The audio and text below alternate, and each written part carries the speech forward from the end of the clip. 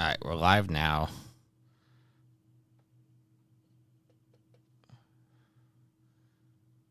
Can you guys hear us now?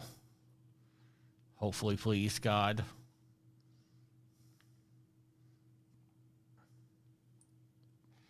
I'm bringing up the stream now.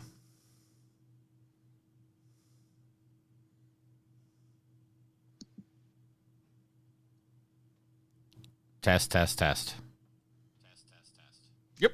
Testes 1, 2, 3. Oh, God, that's going to echo through the show now. All right. Let's do it again. Hold on. We got to do the whole intro again.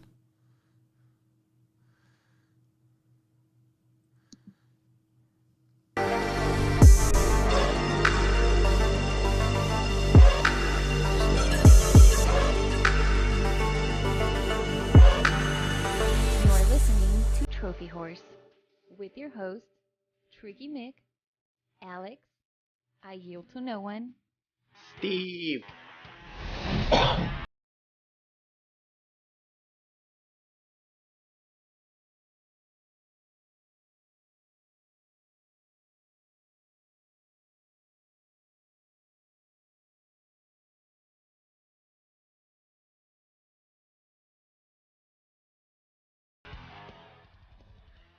Hello, everybody, and welcome to Trophy Wars. This is episode 550. I'm your host, Tricky Mick. Alongside with me, the man, the myth, the legend. He's also the God Killer. It's Alex. Man, for a game you've been yapping your gums about for, I don't know how long, but even more since you got it. I mean, I just don't get it, Tricky. You got to tell me what's going on with this thing. I also like the fact that you have to dive down, so every time you talk, you're not going to be on camera. He brings the awesome. I mean, my microphone is off to the side because I got this whole apparatus set up. And, you know, I wanted the camera to be looking up.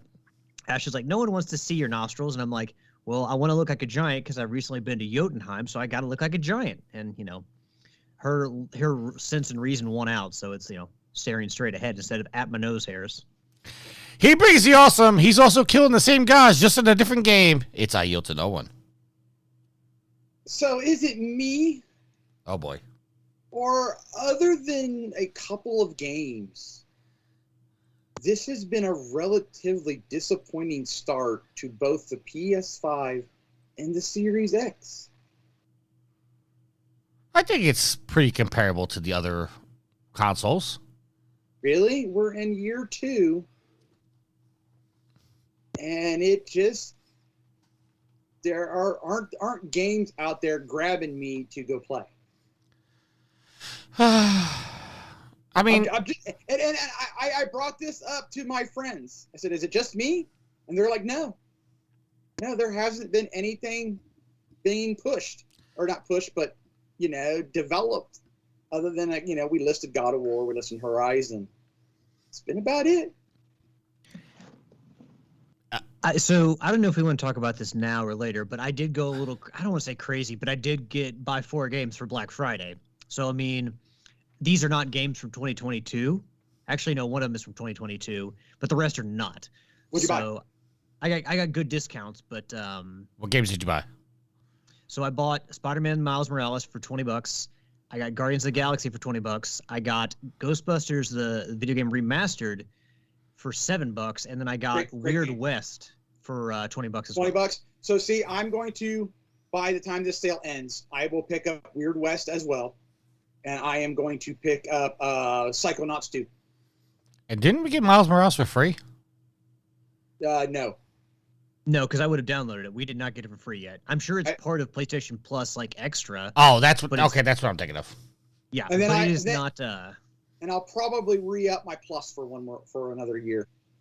Yeah, because I mean, they got some like good 60% off deals. Like they got a lot of good deals on the PlayStation Network for the Black Friday sale. I think it ends the 29th. So by the time you listen to this, it'll probably be over. Yeah. But yeah, like 25% off yearly subscriptions for PlayStation Plus. So, there's a lot of good out there. So, I mean, even if it's not for games from this year necessarily, I still have now a steady stream of games to play after God of War, which is going to keep me occupied for quite some time, some more, because 60-hour platinum. Yeah, I'm working my way through it.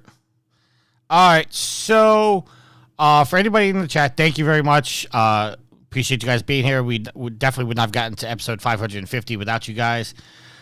You know, what's a monumental show without a few hiccups? You know, we started the show and nobody could hear us, but we were recording on our end, so we might release that as bonus content. So, gentlemen, we're not going to do a traditional show. Like, we're going to do our trophy counts, obviously. Will we ever do a traditional show? Yes. Oh, okay. Because they always feel a little different. Yield just decided to be a pain in my ass today. What would be different than any other show? That is very true, sir. Look, Tricky, if we're going unconventional, you got to tell the story about how you clogged your toilet. I didn't clog my damn toilet. Well, I don't know. That's not what your landlord says. Yeah, well. Speaking of my landlord, he was supposed to be here by the time we started to remove some equipment from my house.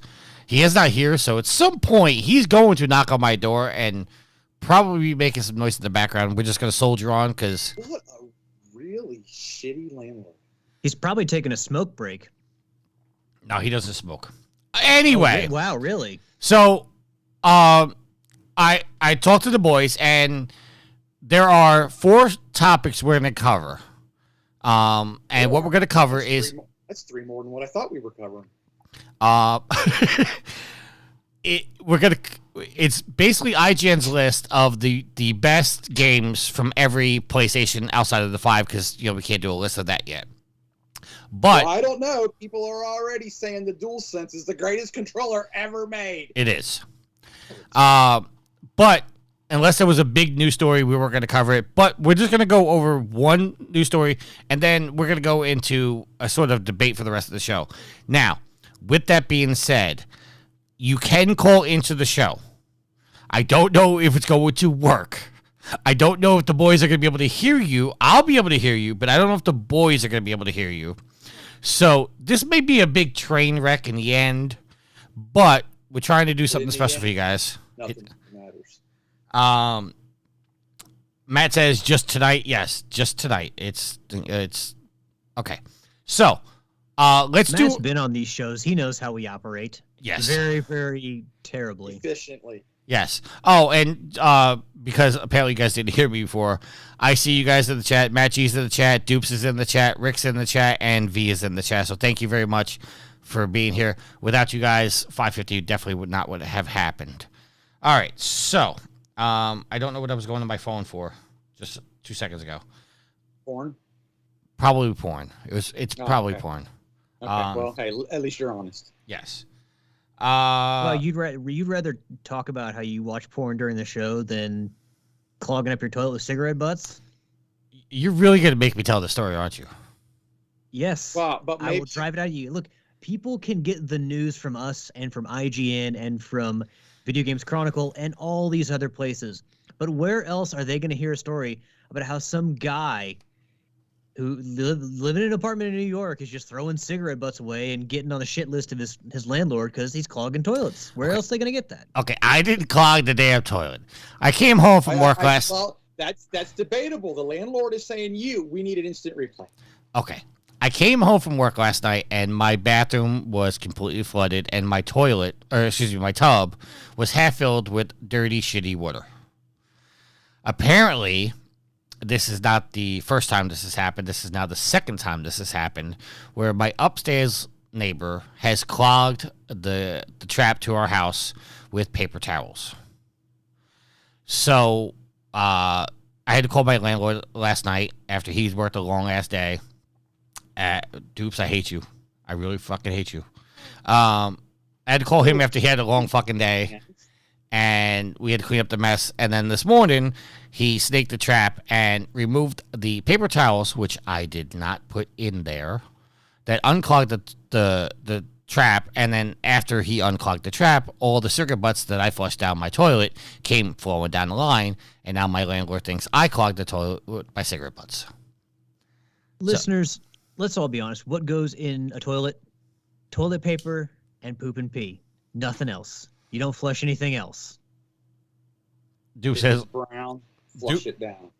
Matt G says, couldn't put your foot in it to unclog it? No. And Dupe says, sounds like Tricky clogged the toilet. Long story short, to end, Tricky clogged the toilet. And then Matt G says, bro, you can't flush cigarette butts. See? That's what I told you. Who flushes cigarette butts? I've been Unless you're, doing in school. I've been doing it for 20 years and never clogged the toilet. Like I said, I've never heard of that.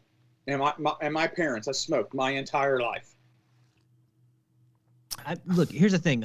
I'm not necessarily saying that you're the primary reason for the clog, but you definitely shouldn't be flushing cigarette butts. Well, I'm no longer going to be flushing cigarette butts. I'm now going to throw them away in the trash. Yeah, just throw them in the trash. But before you do that, make sure they're cooled off.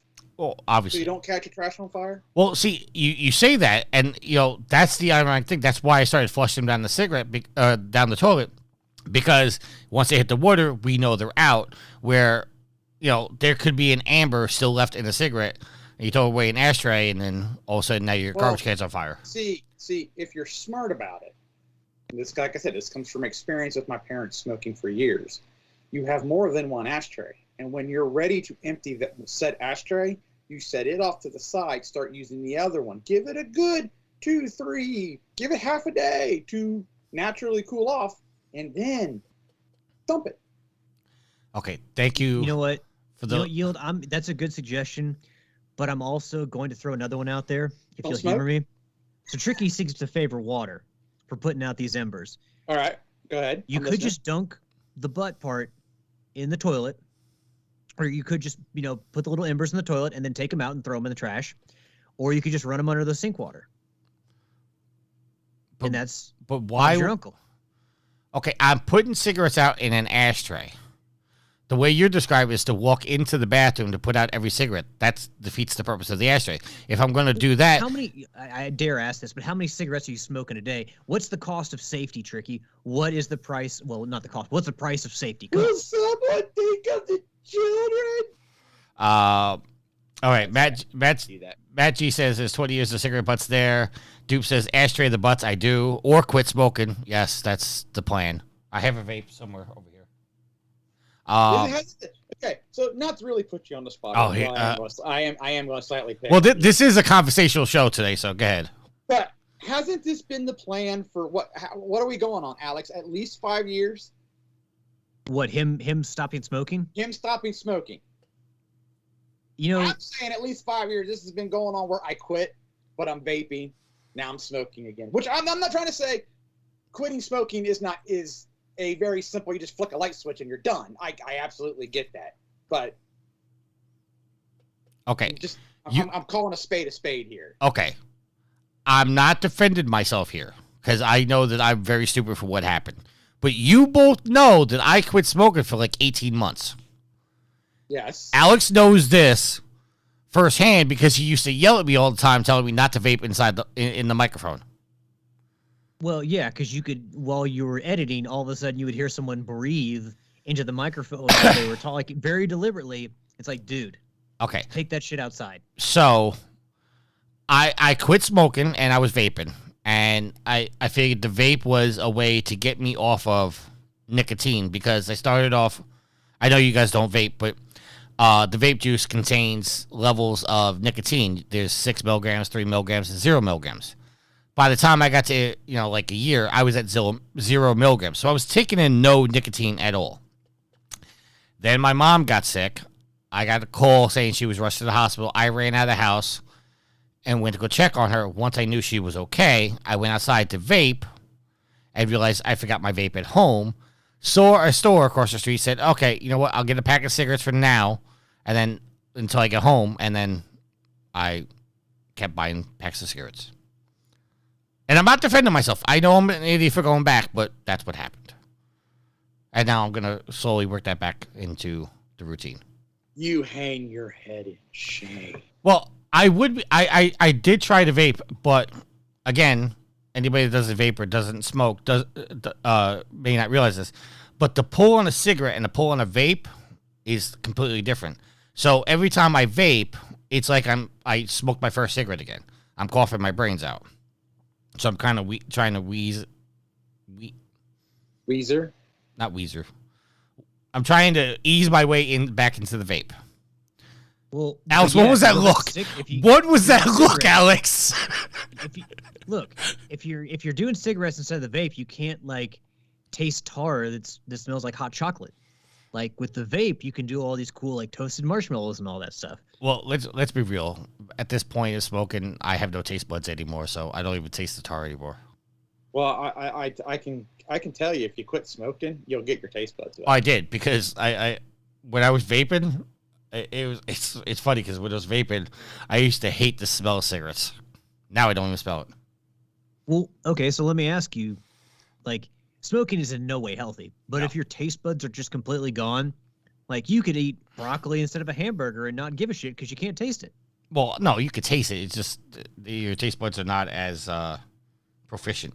Anyway, can we get off of smoking and get on to... yes, we would all love it if you could get off smoking. All right, let's be serious for a second. Let's do our updated trophy count. I got to bring mine up because we don't have an actual agenda. I just have... I was going to say, where's the agenda? We don't have an actual agenda. So, Yield, there was nothing for you to update today. No, there wasn't.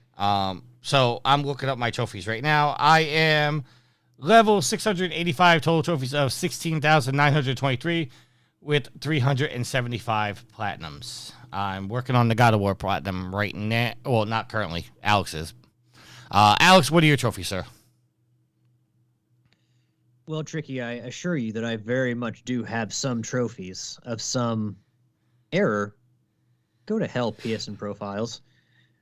So I am level 465 with a total trophy count of 8,173 and a platinum count of 132 and 131 games. I am also working on the God of War platinum trophy. Got to get through the game first, though. Got to finish that story. Yield.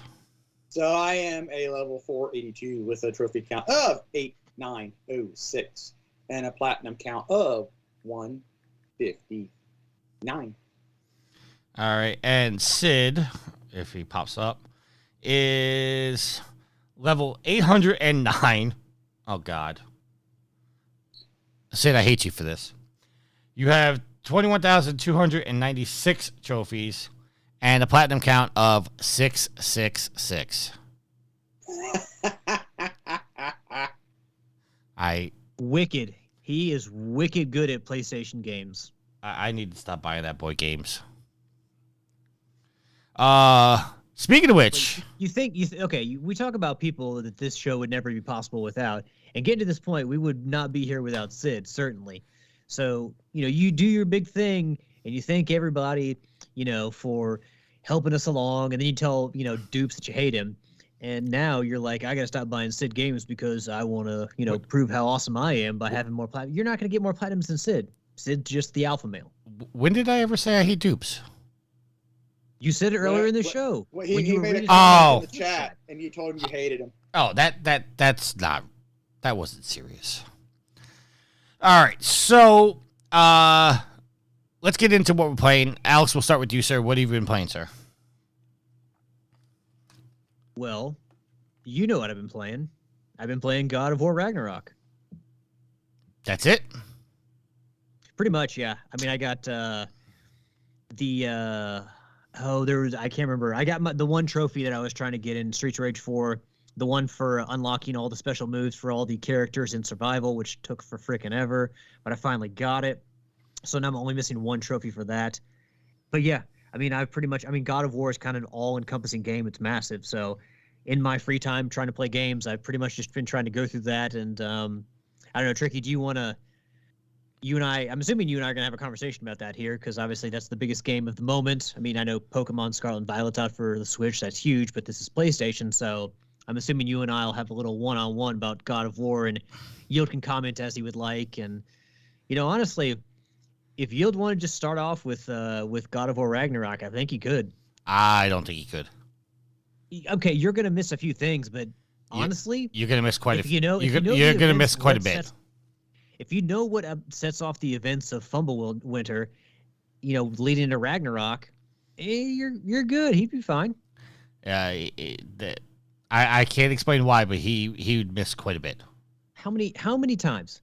How many? They actually have at the main menu, just in case it's been a while since you played God of War. They do have a catch me up on God of War, so they do give you like background to the story as to what's happened so far. So he could always use that. But I mean, like, how many times do we play, a game and then play a prequel later on, or we watch a movie and then watch a prequel later on? Because Hollywood and the video game industry, you got to make money off something, and well, we can't make God of War 4 just yet, so we got to make God of War Ascension.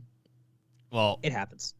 I'm just gonna say that there are things in the story that reference every game. Yeah, I hear there's Mortal Kombat references too. His appearance in Mortal Kombat. No. What? I saw someone post about Mimir, asked him about Mortal Kombat. No, that wasn't about Mortal Kombat. That was about PlayStation's All-Stars Battle Royale. Oh, well, fair enough. But I don't know. We'll All right, see. But anyway. yeah, I mean, Tricky, do you want to go into my thoughts, or do you want to let Yield go and then you can talk about your thing, and then we can get into discussion about God of War? Let's leave God of War for next week. What? Dude, what? We're just going off the cuff here. You don't want to talk about the biggest game on PlayStation? I do. You want to wait until next week? I do want to talk about it, but I don't want to talk about it right now because, one, there are a lot of spoilers out there, and I don't want our conversation to possibly spoil anything. I generally like to wait a week or two to let people get through the game. It's been at least a week since it released. Almost 2 weeks. Okay, so let's wait until next week. Tricky, I demand we talk about this now. The monumental PlayStation release of this holiday. We got to talk about it on this monumental episode of 550. Yield, he's just stopping you from saying what you've been playing. No, I said Yield can go next, and Yield can say whatever he needs to say about the games he's been playing. Immortals Phoenix Rising, very well received game. People seem to love it. He's just telling everybody what you're playing now. I just think that we need to talk about God of War. We can't. No, we need to talk about this game. All right, Yield, tell us what you're playing so I can entertain baby Alex over there. Okay, how far am I going back? Well, you haven't been on the show in 3 weeks, so just give us the synopsis. Okay, so I have been playing a lot of Immortals Phoenix Rising. I've been playing some Zombie Army 4 Dead War. I got to go through hard difficulty now to work towards the platinum. Been playing some Deep Rock Galactic. Played some Teenage Mutant Ninja Turtles Shredder's Revenge. Fun, enjoyable the first time you play it, and then after that, boring. What else? And it's Mario Kart 8. I think that's been about it. Oh, well, a little bit of World of Warships. And that's been about it. Yeah, that's it. All right, baby Alex, give us your thoughts on God of War Ragnarok. You gonna go with me? We're gonna have a little 1-2 punch on God of War. I just said go ahead, baby Alex. No, I mean I think that you were on last week's episode, so I think people have been waiting long enough to hear your thoughts on the game and my thoughts on the game. Obviously it's being considered to nominee for Game of the Year by the Game Awards, and I've really enjoyed the game quite a bit. I think that bringing to life the Norse mythology and just the world they've created and just how they've kind of like put everything in front of you, I think it's fantastic. It's a very stunningly beautiful game. I mean, when you first, the first screen you see is Kratos sitting in front of a campfire, and you can count every single beard hair he has. Just a beautiful game, and really intricate in the detail that they put in there. Great boss fights. I mean, one of my kind of the things I was disappointed about in the last God of War 2018 is that, they had a lot of like the troll boss fights and stuff, which were kind of mini bosses, but you really only had like 3 main boss fights. So this game is kind of like they're obviously finishing up the story in the Norse mythology. So like God of War 3, where you have just a ton of boss fights, this game kind of follows in that same line, and they've got some really good boss fights too. So I've been enjoying those so far. Very noteworthy, very notable. Some really cool monsters you get to fight, and notable people from Norse mythology as well. So you texted me the other night, Tricky, and asked me how I was liking it, and you caught me in a bad because there's about a 2 to 3 hour window there where I was like super tired on Thursday night going into Friday morning. I was up late playing the game, and it was an Atreus section where you We've lost Alex. Yes, we have. it's funny because I can still see him, but he's not there. Alex will be back. And then the final... Oh, and in the final order release, everybody will hear what he's saying, just so everybody knows. This is a product of me trying to get Alex and Yield on stream on the cameras.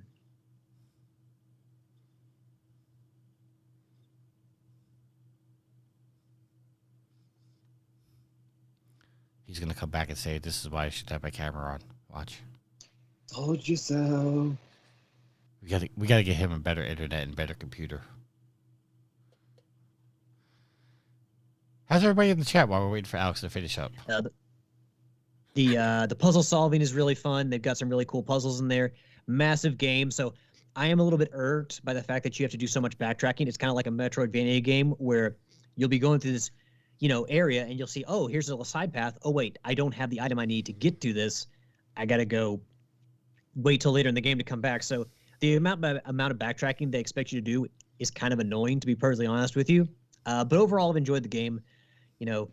Difficult for me to get down with Atreus and kind of enjoy the Atreus focus parts because he kind of annoys me as a character. I will say that I do understand, Tricky, your arguments for Christopher Judge, a great performance as Kratos. Like, you do definitely see, you definitely understand Kratos' motivations toward his son and his need to protect his son a lot better in this game. And I feel like their relationship didn't really warm up all that well in the first game, but they definitely do a better job of it in this game. So yeah, well, I think a product of that, Alex. I think a product of that is in the first game, Kratos was learning to be a father again. But Atreus was what, like 10 in the first game? I mean, he was old enough, right? And not to spoil anything in this game, but you kind of learn why Kratos was the way he was at the beginning of the last game. How he was, I don't want to say distracted, but he kept his distance from Atreus, and you kind of learn that in this game, but why he was like that. So I think in this game, he's fully embracing that he's his father, and he has to go through all the things to do to protect his son. So it's a very well told story.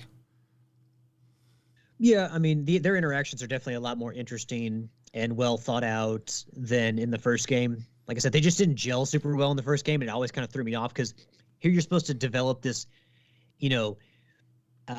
these feelings for that relationship and get invested in it, and then you just hear their interaction. It's like, this is like a cold fish. I don't care about this at all.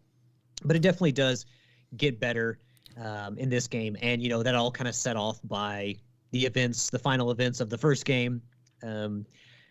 We talk about God of War and how in the new game they revamped everything and the combat is slower, which is true, but it never also really loses the hack and slashy element.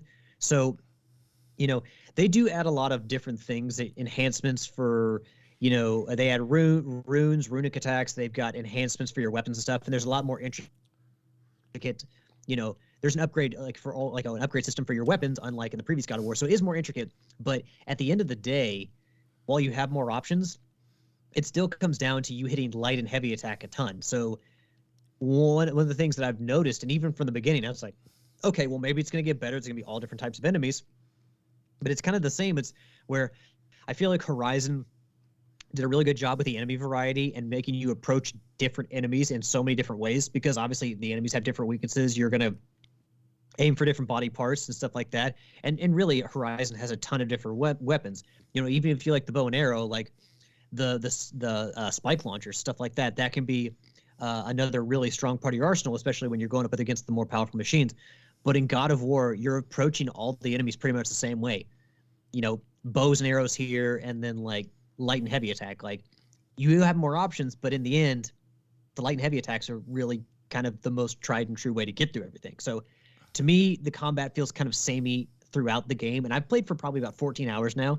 So I've been, to numerous different realms. I'm quite a bit into the game, and the combat just kind of feels very hack and slashy, and it's more shallow than I think when people come down to it and decide the best way to play for them and what they're going to rely on. The combat's more shallow than I think most people would assume it would be. All right. Dupes from the chat says he thinks he's the only person with a PS5 who isn't loving God of War. Rick says he has a PS5, and the last God of War bored him so bad he didn't bother with this one. Matt G says, I'm with you both. I was having fun, but combat got a little too samey. And the Dupe says this one is less enjoyable than the first, so steer well clear. Oh, snap. All right, so while we're on the God of War talk, the one topic I did find to talk about was coming from IGN, written by George Yang. He says God of War Ragnarok is the fastest selling first-party game in PlayStation history. Sony has revealed that God of War Ragnarok is the fast-selling first-party game at launch. Revealed in a tweet, 5.1 million copies of God of War Ragnarok were sold during its debut week. As the post points out, this naturally means it set a God of War franchise record as well. This figure presumably includes both PlayStation 4 and PlayStation 5 copies, as well as physical and digital sales. But several games spread across two platforms have come and gone before without hitting such a record. Little pause before that. I don't think it's fair to say that this figure is presumably between 4 and 5, because if you buy the 5 version, you get the 4 version for free. So I don't know if that's fair to say. I'm not defending anything here. I'm just saying I don't think that's a fair thing to say. In comparison, God of War 2018 passed 23 million copies sold on the PlayStation 4 and PC as of November 20 of this year. So it was reported the game both sold 19.5 million copies before its launch on the PC as well. So that adds 3.5 million on the PC, which is not a bad number in itself. All right. Dupe says it's the fastest selling because, like Yield said, starved off games. Thank you. And Rick says... Well, I didn't say that was why God of War sold, but yes, starved off games. And Rick says, I bet they're counting a PS5 sale as the PS4 one as well, which is what I was saying. So I don't know if that number reflects saying that they're doubling up on the sales, but we'll find out. All right, so with that being said, we are going to go into our topics now. What? Are you not going to talk about God of War? Everyone is giving their thoughts, and you're not. You're just going to refuse to talk about this game that you've beaten and you seem to really enjoy. I said I wanted to wait until next week. You don't have to spoil anything, Tricky. You can give your thoughts. Did I spoil anything in what I said? Okay. Well, to be fair, we didn't hear half of what you said because your internet dropped out. Well, it's all in there. They'll hear it in the show. I said that while you were diving out. I said it would be in the audio version. No, again, better relationship between Kratos and Atreus. The Norse mythology they brought to life is fantastic. The game looks beautiful. Really cool boss fights and more of them than we had in the first game. Too much backtracking. Combat is too samey. And I think one other thing, the Atreus focused parts are far more boring than the Kratos ones and not as fun to play. There you go. That's everything I said in a nutshell. Tricky, sir, what are your thoughts on God of War? We have a monumental episode with a few topics that you can at least expound upon what you've been playing. The only thing I've been playing is God of War. I haven't even picked up Division because Division 2 delayed their season pass by 3 weeks, which I don't know why, but they said there was something broken in the game. They had to delay everything. So I won't be going back to Division 2 for at least another week. God of War. It is hands down one of the best games I've ever played in my life. The story is obviously what sells God of War. The combat, I'm not going to argue. It is a little samey. But I think in this game, they break it up quite a bit, which I can't explain why, because that would be a spoiler. But they do break up the combat, so it doesn't feel the same all the time. The different attacks, the different runes, the different elements, makes tackling an area differently than the first time you go through it. I'm not spoiling anything here, but IGN has already spoiled something that a lot of people are pissed off about. They made a video and revealed a spoiler. I'm trying to ban them. I'm trying not to spoil anything here. I've beaten the game. I've gone through. I wasn't entirely happy with the ending of the story. If this is the way they're going to end this mythology, I think they could have done a better job of wrapping it all up. I will say that I am extremely, extremely impressed with Ryan Hurst's performance, and I always forget the guy's name. The guy that played Toby on The West Wing. Richard Schiff. He plays Odin. Fantastic job. Absolutely fantastic job. There's a lot of fan favor in this. There's Easter eggs that relates back to all the Sony games, first-party games. There's references to every one of them. There's references to PlayStation All-Stars Battle Royale, like I said. And there's a lot of secrets, because I'm going through the end game now, and whenever I think I'm done doing the side missions, 3 more pop up. And it's fantastic, because not only do the side quests help prolong the game, but it also introduces you to new areas that you didn't even know happened. Like, there was one time I went to one realm, was clearing out that realm. I went back to another realm to clean that up, and was put into an entirely different area that I didn't even know existed in that realm, because I never zoomed the map out to see. And getting the platinum is going to be a challenge, because as Alex can attest, the Valkyrie fight in the first one was one of the hardest fights in any game, and there are 2 of them in this one. And from everybody I talk to, they say those 2 fights are like Demon Souls and the Souls games quality, like Elden Ring difficulty, and you are going to get your ass handed to you. So you have to put your build out there perfectly. I'm making my build right now. I watched a video to make the perfect build, and come to find out that 9 things I'm still missing, and I'm 40 hours into the game. To make that easier, Tricky, because there are 2 kind of secret boss fights that are, on the Valkyrie level of difficulty. There's no difficulty trophy, so you can knock it down to the easiest difficulty, and I think enable mid-boss checkpoints to make that easier, if you want to. Well, I will tell you that I went after the Valkyrie, and I'm not saying, like, anything, because I know the jokes are going to come, but I'm pretty well statted up, and I got my ass kicked in, like, 10 seconds. So, it's hard. I'm not saying it's not hard, but, you can make it easier. Well, I'm sure I'll see when I get there, but yeah, you're gonna get your ass kicked, Alex. Well, I will be surprised if, and I'm not doubting your gaming ability, but I will be surprised if you beat both of those bosses within 20 tries.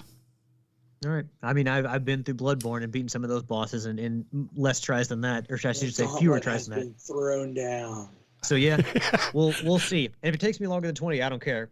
I don't remember how many times I had to fight Sigrun to beat her, but eventually overcame that mountain. So and I'll no, get this done too. No, Matt, the horse did not die, asshole. Wait, is Matt talking about Aggro from Shadow of the Colossus? That horse? No, he's talking about the fact that I went on a Loop Brothers episode to talk about Ghost of Tsushima, and okay. I went on Loop Brothers to talk about Ghost of Tsushima, and we were talking about the game and, whatnot, and there was 2 people on the show that did not finish the game yet.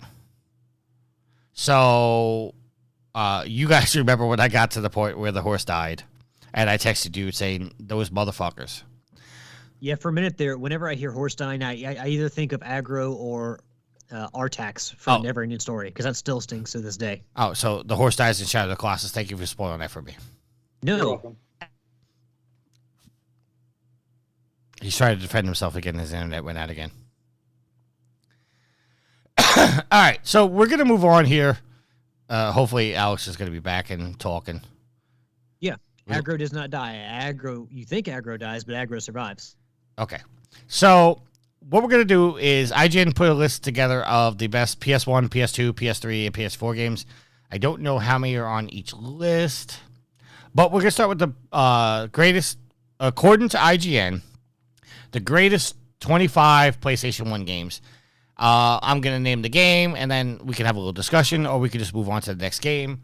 But I kind of like the idea that we talk about each game as, much as we can, or, you know what I'm saying. All right, so according to IGN, top 25 best PlayStation 1 games. Starting at number 25, Para-Rapper the Rapper. Never played it. Alex? Never played it myself. Watch friends play it. It seems like it gets a mascot that people still seem to have it fondness for, and it was a very unique game back then. So yeah, I'll put it on there. I did honestly. When you go back and look at the PlayStation 1 catalog, I think there were a strong top tier of games for that console. But I think once you get to past a certain amount, it's not as strong. Like there's a veil that you pass through, and it's like, oh man, the rest of these aren't as good as I thought they were. All right. I never played it, so I can't speak on it. All right, number 24, Oddworld Abe's Odyssey. Never played it. I was too busy God of War.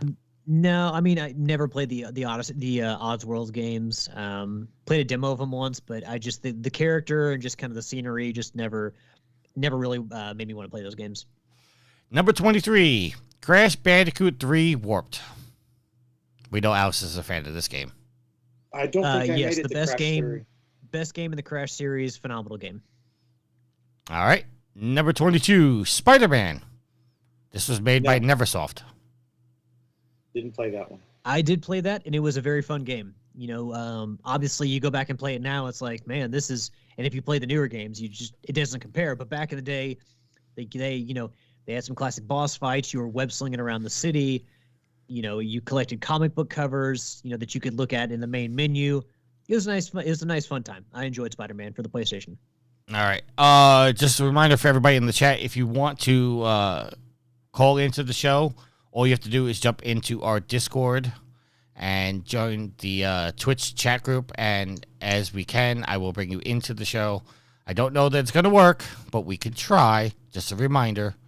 All right. Number 21, Mega Man Legends 2. As much as I am a fan of Mega Man, the only game on the PlayStation that I played of the Mega Man series was Mega Man X4. And if that game is not on this list, that is a crime against humanity. All right. And I'm sorry, you were saying something. No, still haven't played it. All right. Number 20, Ape Escape. Nope. You never played Ape Escape? Nope. Wow. Same here, but it is available on the PlayStation Plus premium tier. Yes, it is. I did like Ape Escape. Going back and playing it now, it's a little rough considering the way we control games now. It's very dated, the controls, but I did like Ape Escape back then. Rick says PS1 Spider-Man was amazing. Dupes agreed and said great web mechanics. And Rick says Yill's just waiting for Siphon Filter to be mentioned. Yeah, that I've played. Number 19, Crash Team Racing. Great game. I played the remaster and then quickly moved on. All right. Number 18, it's Yield's moment. Siphon Filter. I've played that.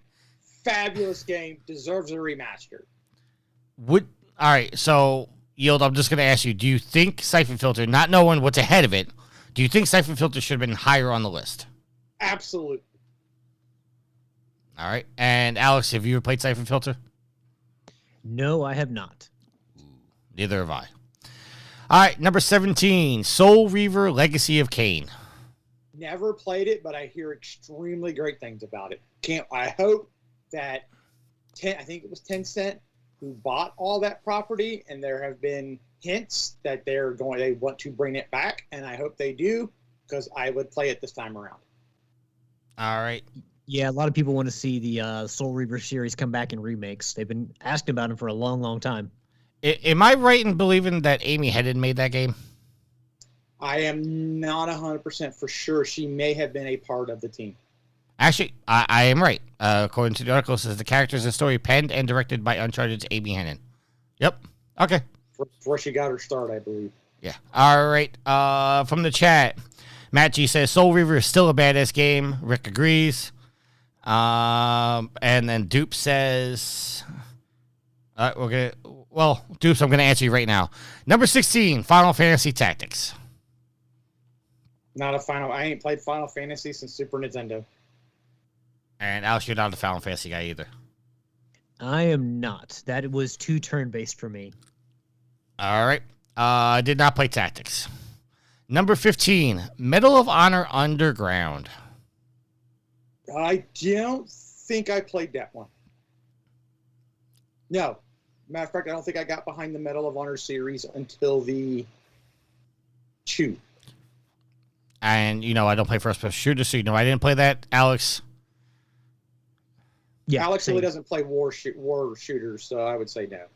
Yeah, I mean, unless it's like Resistance and you have like an alternate timeline that's very sci-fi related, I'm not going to be, keen on playing a wartime shooter. Is just kind of like, why do I want to feign like I'm in a war zone? Like that doesn't sound like fun at all. Going to war doesn't sound like fun at all. All right. Number 14, Final Fantasy 9. Again, no. No, still no Final Fantasy for me. I did play 9. I think that's the only Final Fantasy I did not beat. All right. 13, Silent Hill. No, I don't do survivor horror. I don't do it either. Yeah, I didn't really stretch my survival horror legs until Dead Space, or until the PlayStation 3, I should say. I don't remember if... I know Resident Evil 5 isn't really considered survival horror, but I'd say it's, even if it's more actiony, it's kind of still in there. But PS3 is where I kind of really stretched my legs in that genre. But I'm surprised. I would assume Silent Hill 2's got to be on this list above that, because that's the game that everyone always talks about.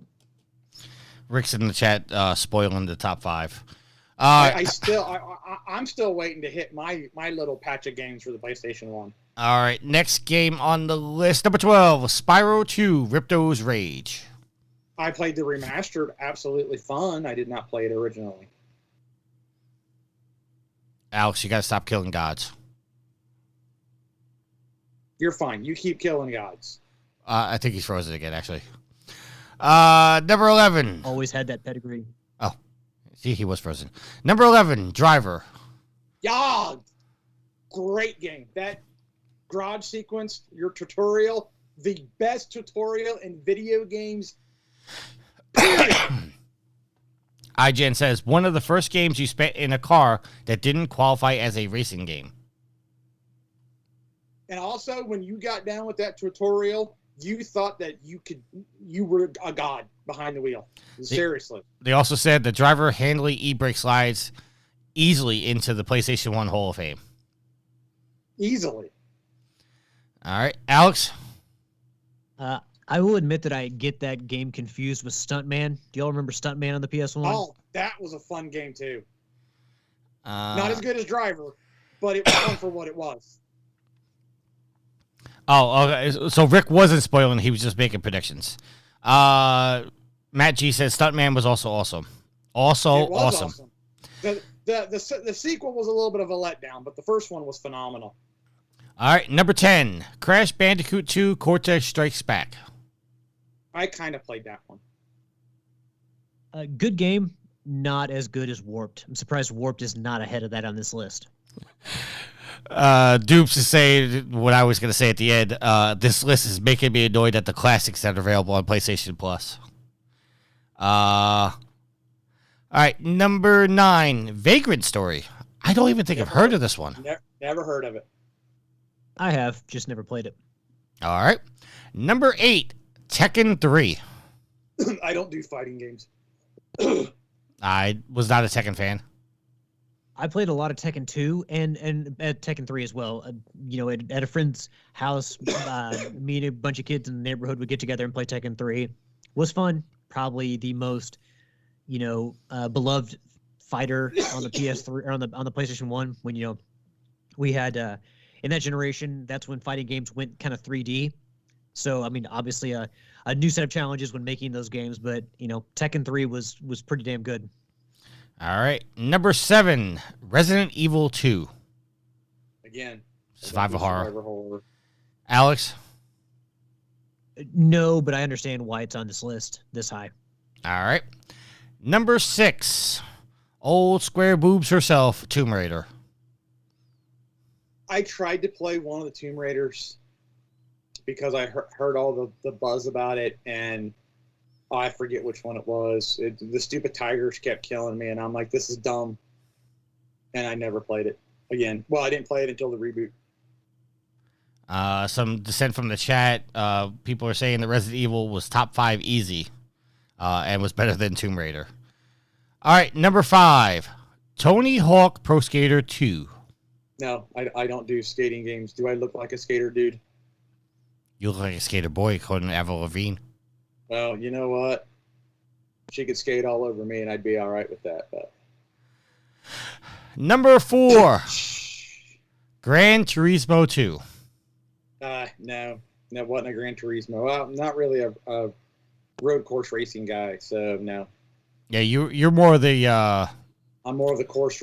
I can do a road course in the essence of like a flat course, but the big mileage road course, or the ones where you constantly fine tune your car, your shocks, and all this other stuff. Nah, I'm not that into racing. I'm more like an IROC racer for anybody who knows racing.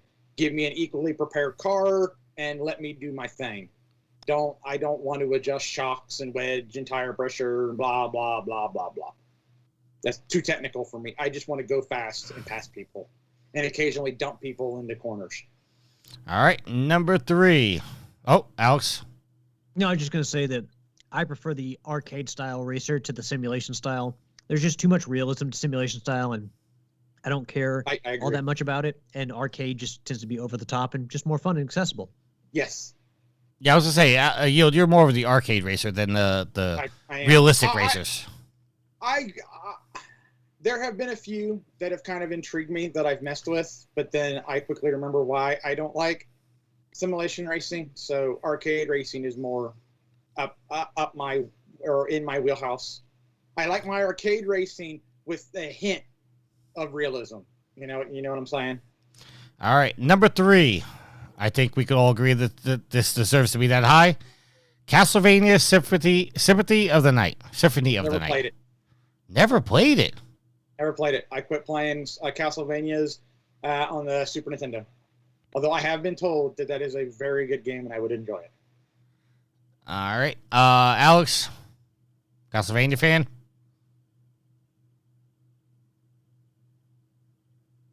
I think Alex lost us again. Alex, can you hear us?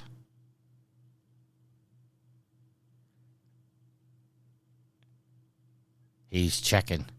I don't know if he can hear us because he's not responding to us. He's moving around. All right, we're going to move on while Alex figures this out. Number 2, Final Fantasy VII.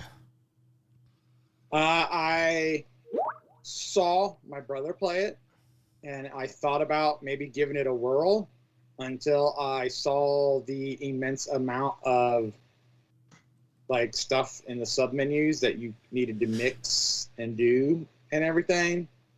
And at that point, I was like, nope, that's too involved for me.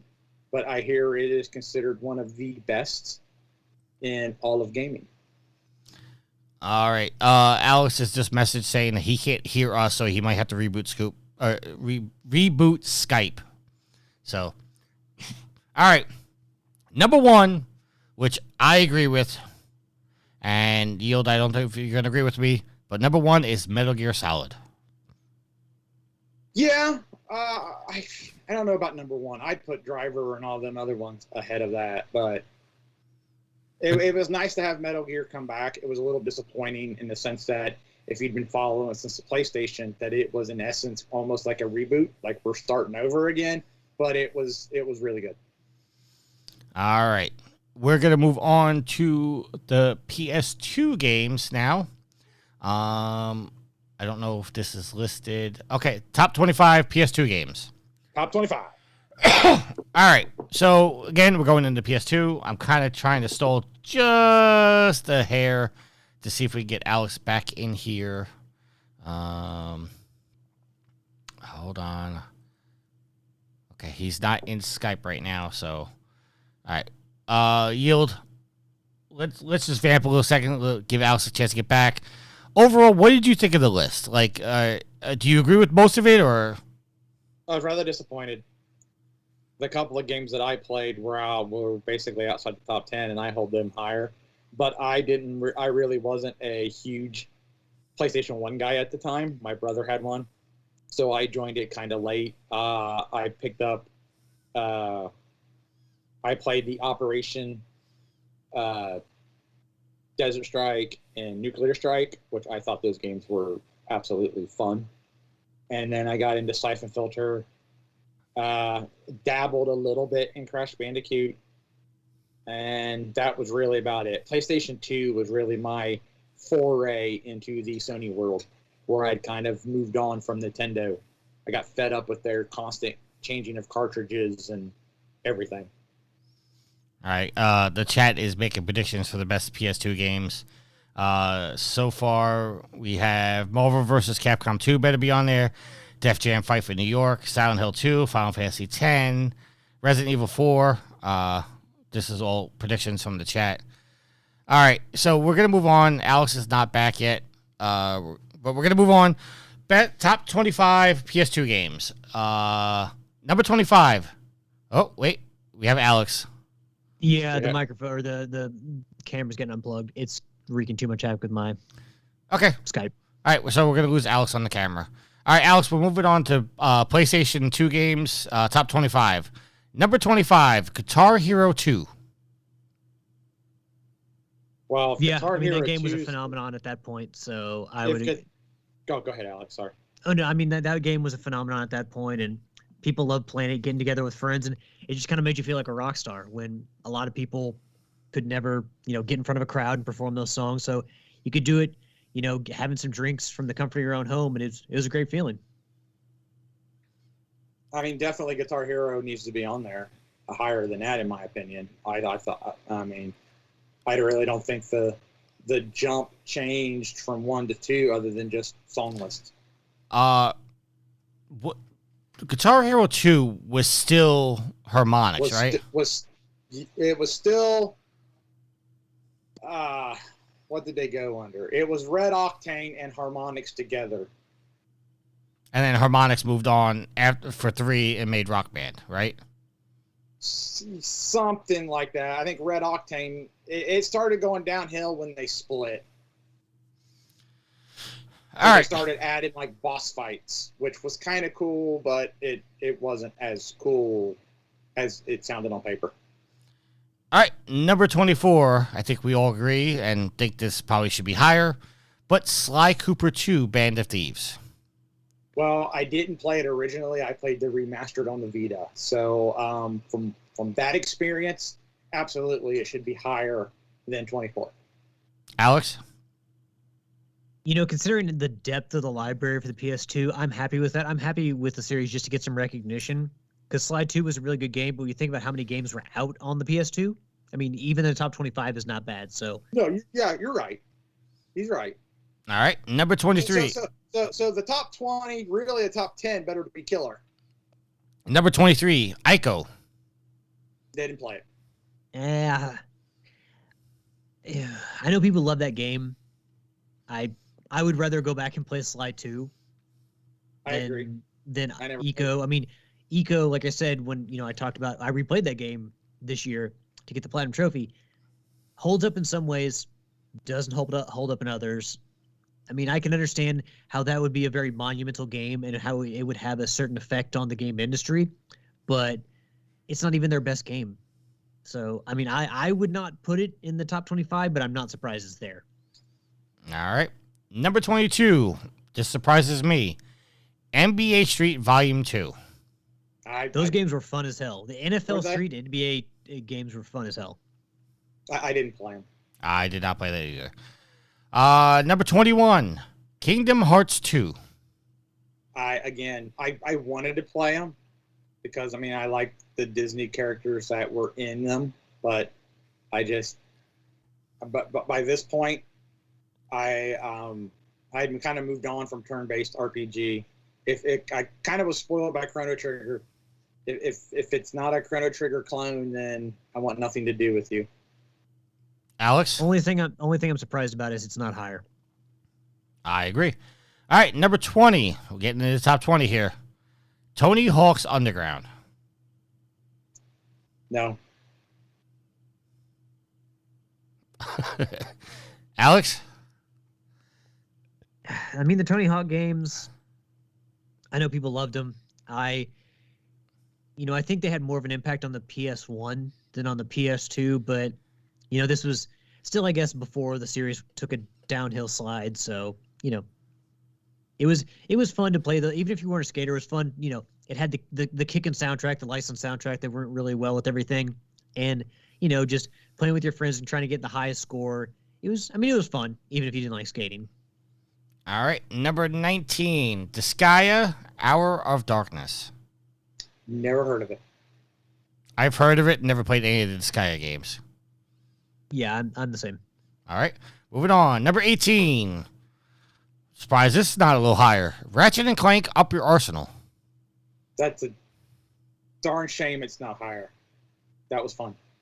Best of the three. Well, best of the four on the PS2. Better than Deadlock, better than Going Commando, and better than the first one.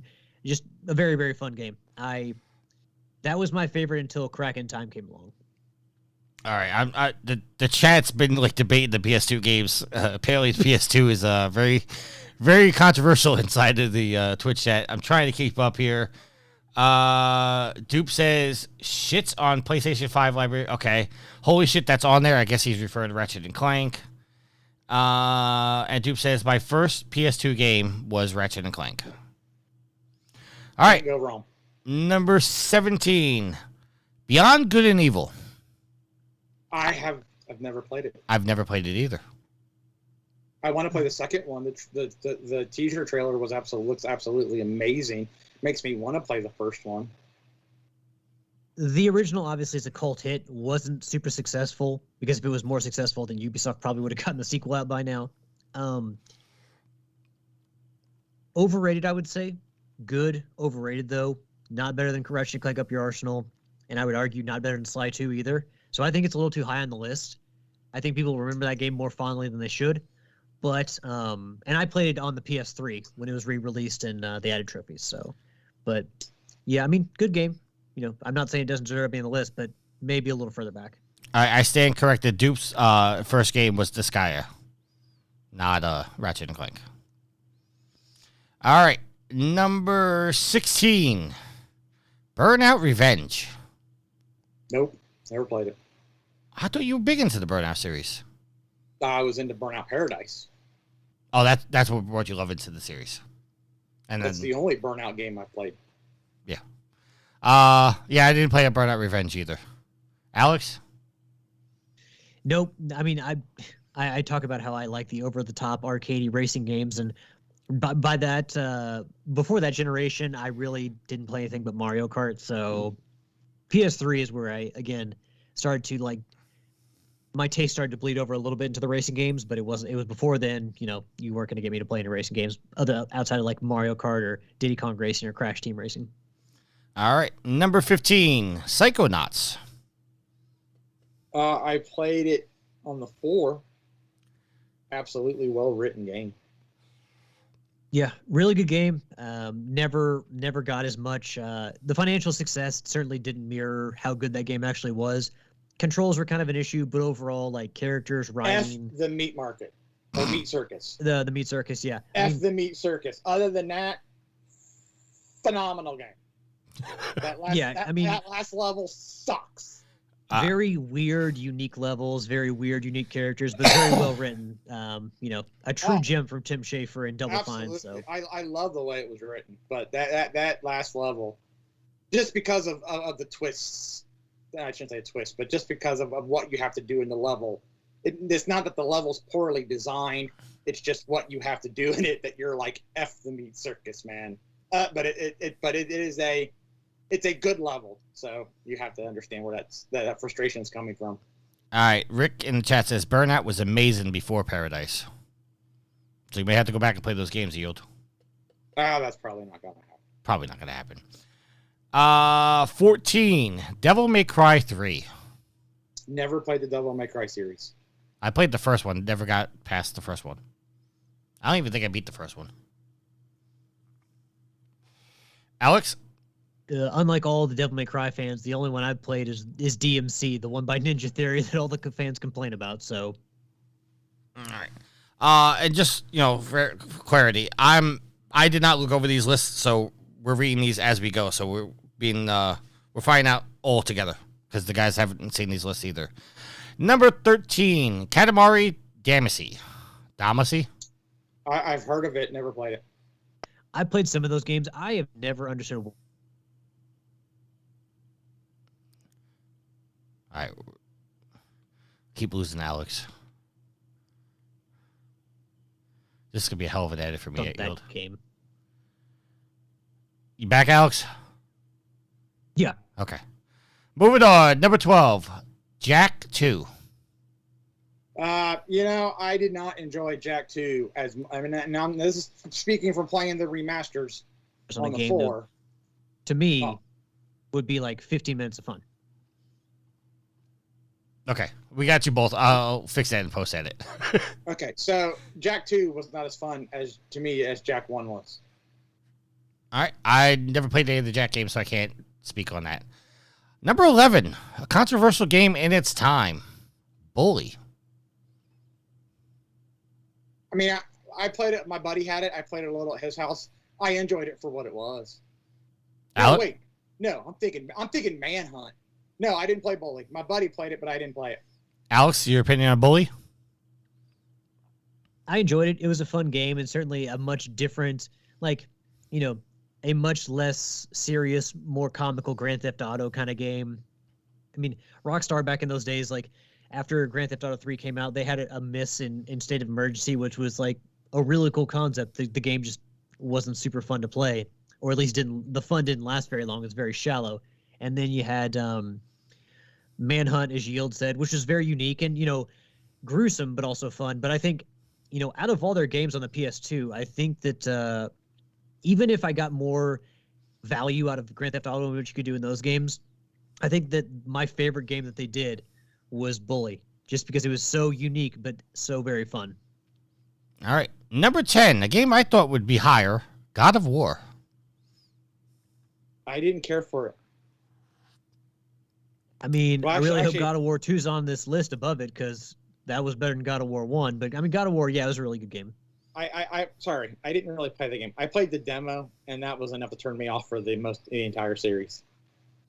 Oh, you got to go back and play them, Yield. One of the best games ever made. All right, number 9. This is a fan favorite of Alex, Okami. Ooh, that's this high? I love it. It's the second best Zelda game ever made. I've seen it pop up on the PlayStation Store and have thought about downloading it to give it a whirl. I've never played it. Well, hold on. I don't want to leave my comment there because I mean I'm joking, but also kind of true. But I mean, it's a very Zelda-esque game, but phenomenal art style. Fantastic, beautiful world, cool gameplay concepts, great characters, cool bosses. Yeah, I mean, aside from Ocarina of Time, I would say that I would rather play Okami and recommend Okami before any other Zelda game, to be perfectly honest with you. So, yeah, it was criminally underrated. It reviewed very well, but it just didn't sell well enough, unfortunately. And Clover Studio went under after that, which is, yeah, Rick, not preferable. But the game is great. Rick, in I guess a reference to your comment on God of War, says, "What the fuck, Yield?" Well, it's serious. I played the demo and was like, nope. Want nothing to do with this, and was done. I didn't want a button masher hack and slash. It didn't click with me at the time. Dupe says, nice recognition for Okami there. Matt G says, I tried Okami. The first hour of gameplay is just tutorials. And Dupe says, it gets so good. All right, number 8, Final Fantasy X. Again, I haven't played Final Fantasy.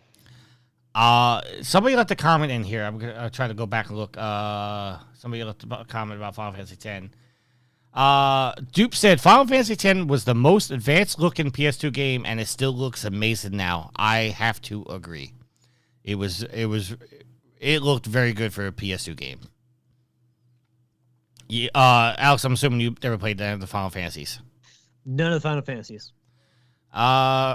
Dupe says, fuck this list 8. Rick says we should riot. Number 7, Silent Hill 2. Again, yield no survival horror. Yeah, no survival horror. Alex?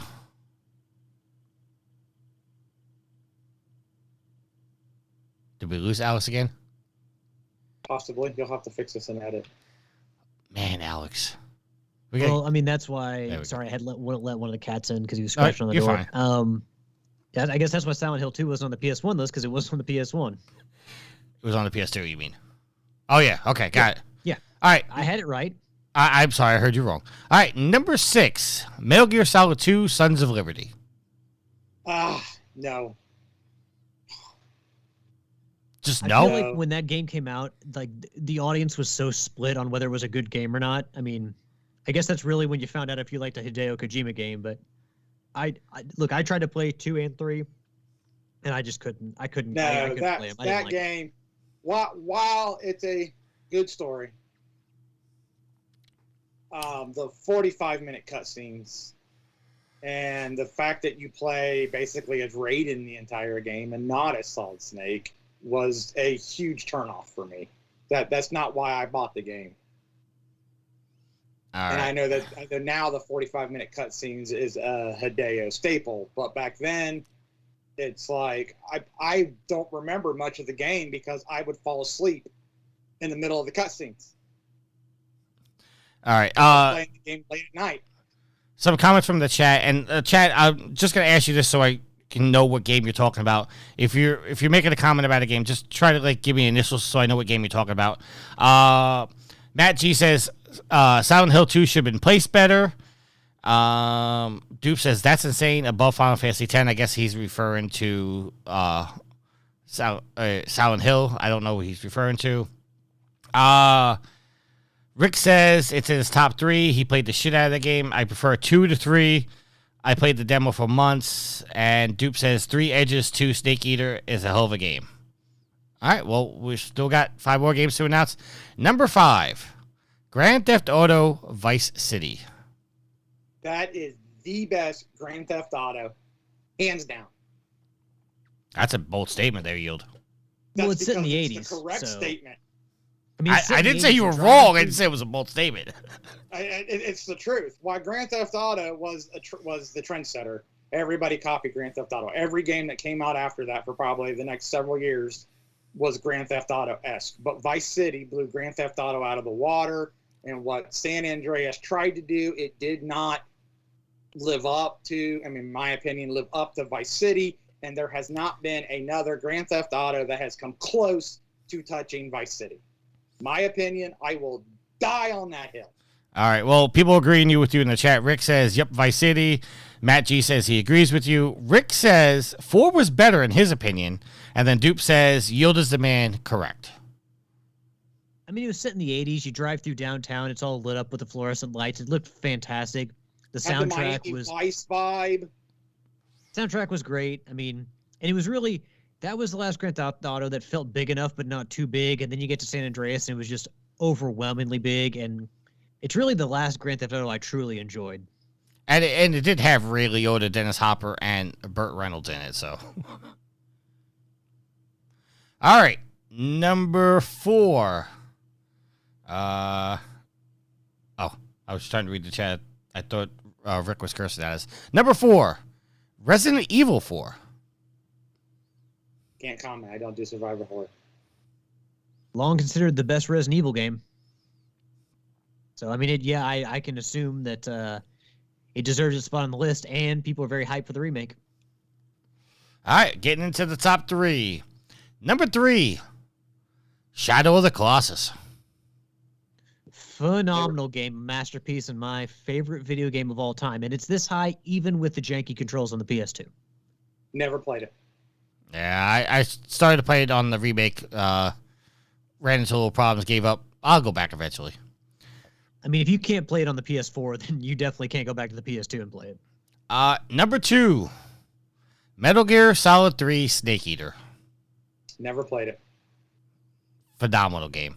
Phenomenal game. And Alex, you already made your comments on that, so we're just going to move on. And number 1. All right, we're going to find this out together. Grand Theft Auto San Andreas. Bullshit. Nope. That is nowhere near better than Vice City. No. It doesn't surprise me that it's there, but again, like, it was so large of a game, and you hate to complain that they gave you too much to do, especially back then before we were all adults and had jobs and responsibilities, but there was too much to do. I got tired of making sure my guy stayed fit. While it was a good concept and it was intriguing for at that time to add that in there, it became more of a chore to make sure I worked out and I ate right and I ate constantly. It took away from the game. Agreed. It was not fun. Adding that much realism into a game is not fun. All right, hold on one second because I may have skipped over something on the PS1 list. Hold on. Hold up. Okay, so there were honorable mentions on the PlayStation 1 list. Einhander, Einhander. Einhander. Dino Crisis. That got a lot of love, well, N64 wise. I don't remember. Brian. Are you thinking of Turok Yield? It could be that. I might be getting those mixed up. Brian Lahr, Shane Warne, Cricket 99. Gesundheit. Need for Speed High Stakes and Legend of Dragoon. Those were the PS1 honorable mentions. I've heard of Legend of Dragoon. I'm pretty sure my brothers played it. Okay, so at the bottom of the PlayStation 2 list, now that list was put together by the IGN staff. They also put a list here of the top 10 best PS2 games as voted by the readers. So I'm just going to go through the list because we talked about all these games already. Number 10, as voted by the readers, Devil May Cry 3. Number 9, Grand Theft Auto 3. Shadow of the Colossus, number 8. Number 7, San Andreas. Number 6, Vice City. Number 5, Resident Evil 4. Number 4, Metal Gear Solid 3, Snake Eater. Number 3, Metal Gear Solid 2, Sons of Liberty. Number 2, God of War 2. And number 1, God of War. So wait, God of War 2 was not on the IGN list at all? No, it wasn't. Well, it was better than the first game, so I can't agree with them on that one, but... Well, you can't trust readers. It's like an MTV choice, viewer choice award. You really can't trust the viewers. No, but the readers actually had God of War 2 on there, and IGN did not. Well, I meant as in like a whole. All right, so comments from the chat. Rick says, fuck off. How is San Andreas number 1? Dupe says, gotta agree with the bullshit there. The list tells you Sony dropped off after the PS2. What a library. Rick says, Half-Life. Was Half-Life on the PS2 or that was PS3? The orange box was on the... 3, right? No, I think it was on the 2. When was Portal? I'll look it up in a second. Whichever it was the orange box. We got Half-Life and Portal. Dupe says Dino Crisis. Rick says Outrun 2006. Dupe says Dino Crisis needs a remake. Rick says The Leader's Risk is better, except for making Final Fantasy X missing. Half-Life was PS2, according to Rick. It's on my shelf. I'm looking at it now. Okay. I thought the orange box was PS3. All right. Moving on to the PS... Well, the orange box might have been PS3 because they included everything in a big collection. It just might have been originally come out on the PS2. Oh, okay. Okay. Okay, yeah. That Dupes just confirmed that. Orange box was PS3. Okay. I didn't know Half-Life came out on the PS2. Neither did I. All right. So the PS3 games, it's only listed in the top 10 best PS3 games. which is surprising because I thought PS3 library was a lot better than just 10 games. Okay, number 10, Ultra Street Fighter 4. Never played it. I'd like to know where Smuggler's Run was. Alex? I mean, I like Street Fighter, but not the point on the PS3. I'm growing up with Street Fighter 2, like that's a fighting game. And I mean, I'm not saying that the games that followed it are bad, but just you come up with 10 games on the PS3, and one of the Elder Street Fighter ones is one of those. That's a weird pick. Rick just sent me a picture. I know you guys are going to see this, but he sent me a picture of the box for Half-Life on the PS2. It's on the camera now. See, we have been proven wrong. Yes.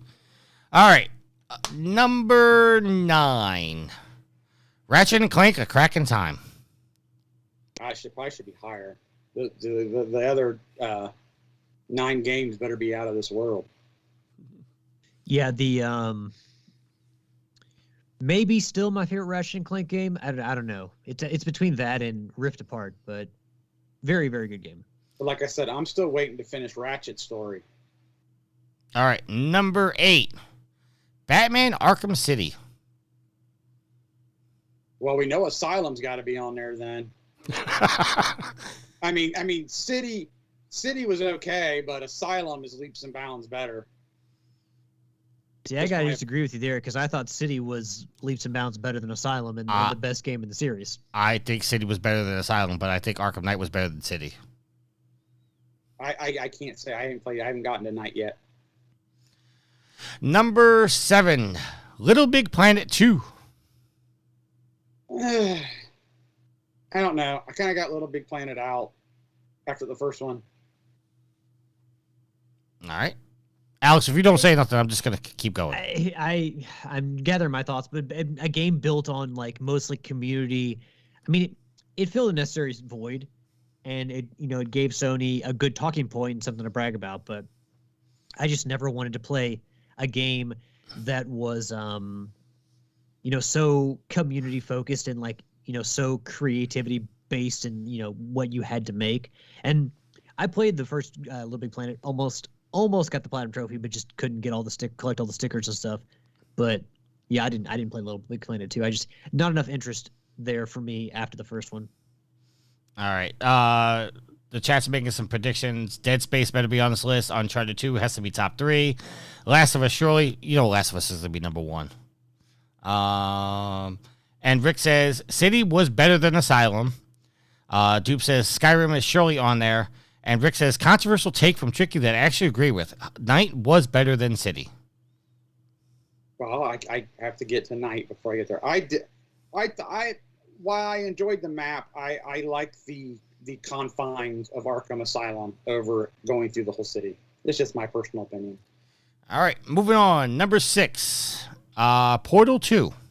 Fantastic game.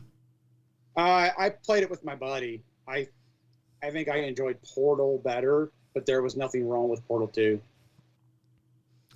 Alex? Never played any of the Portal games. Really? The cake is a lie. The cake is a lie. Which I torture sweet mom AD with that all the time, because I keep telling her the cake's a lie. She doesn't know what the reference is, so she keeps asking me. She goes, "Why is the cake a lie?" I'm like, "The cake is just a lie." The cake is a lie. All right.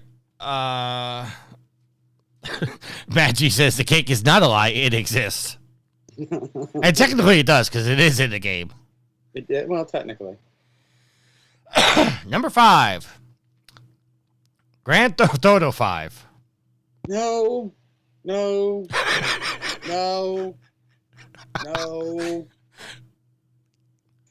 I say no? All right.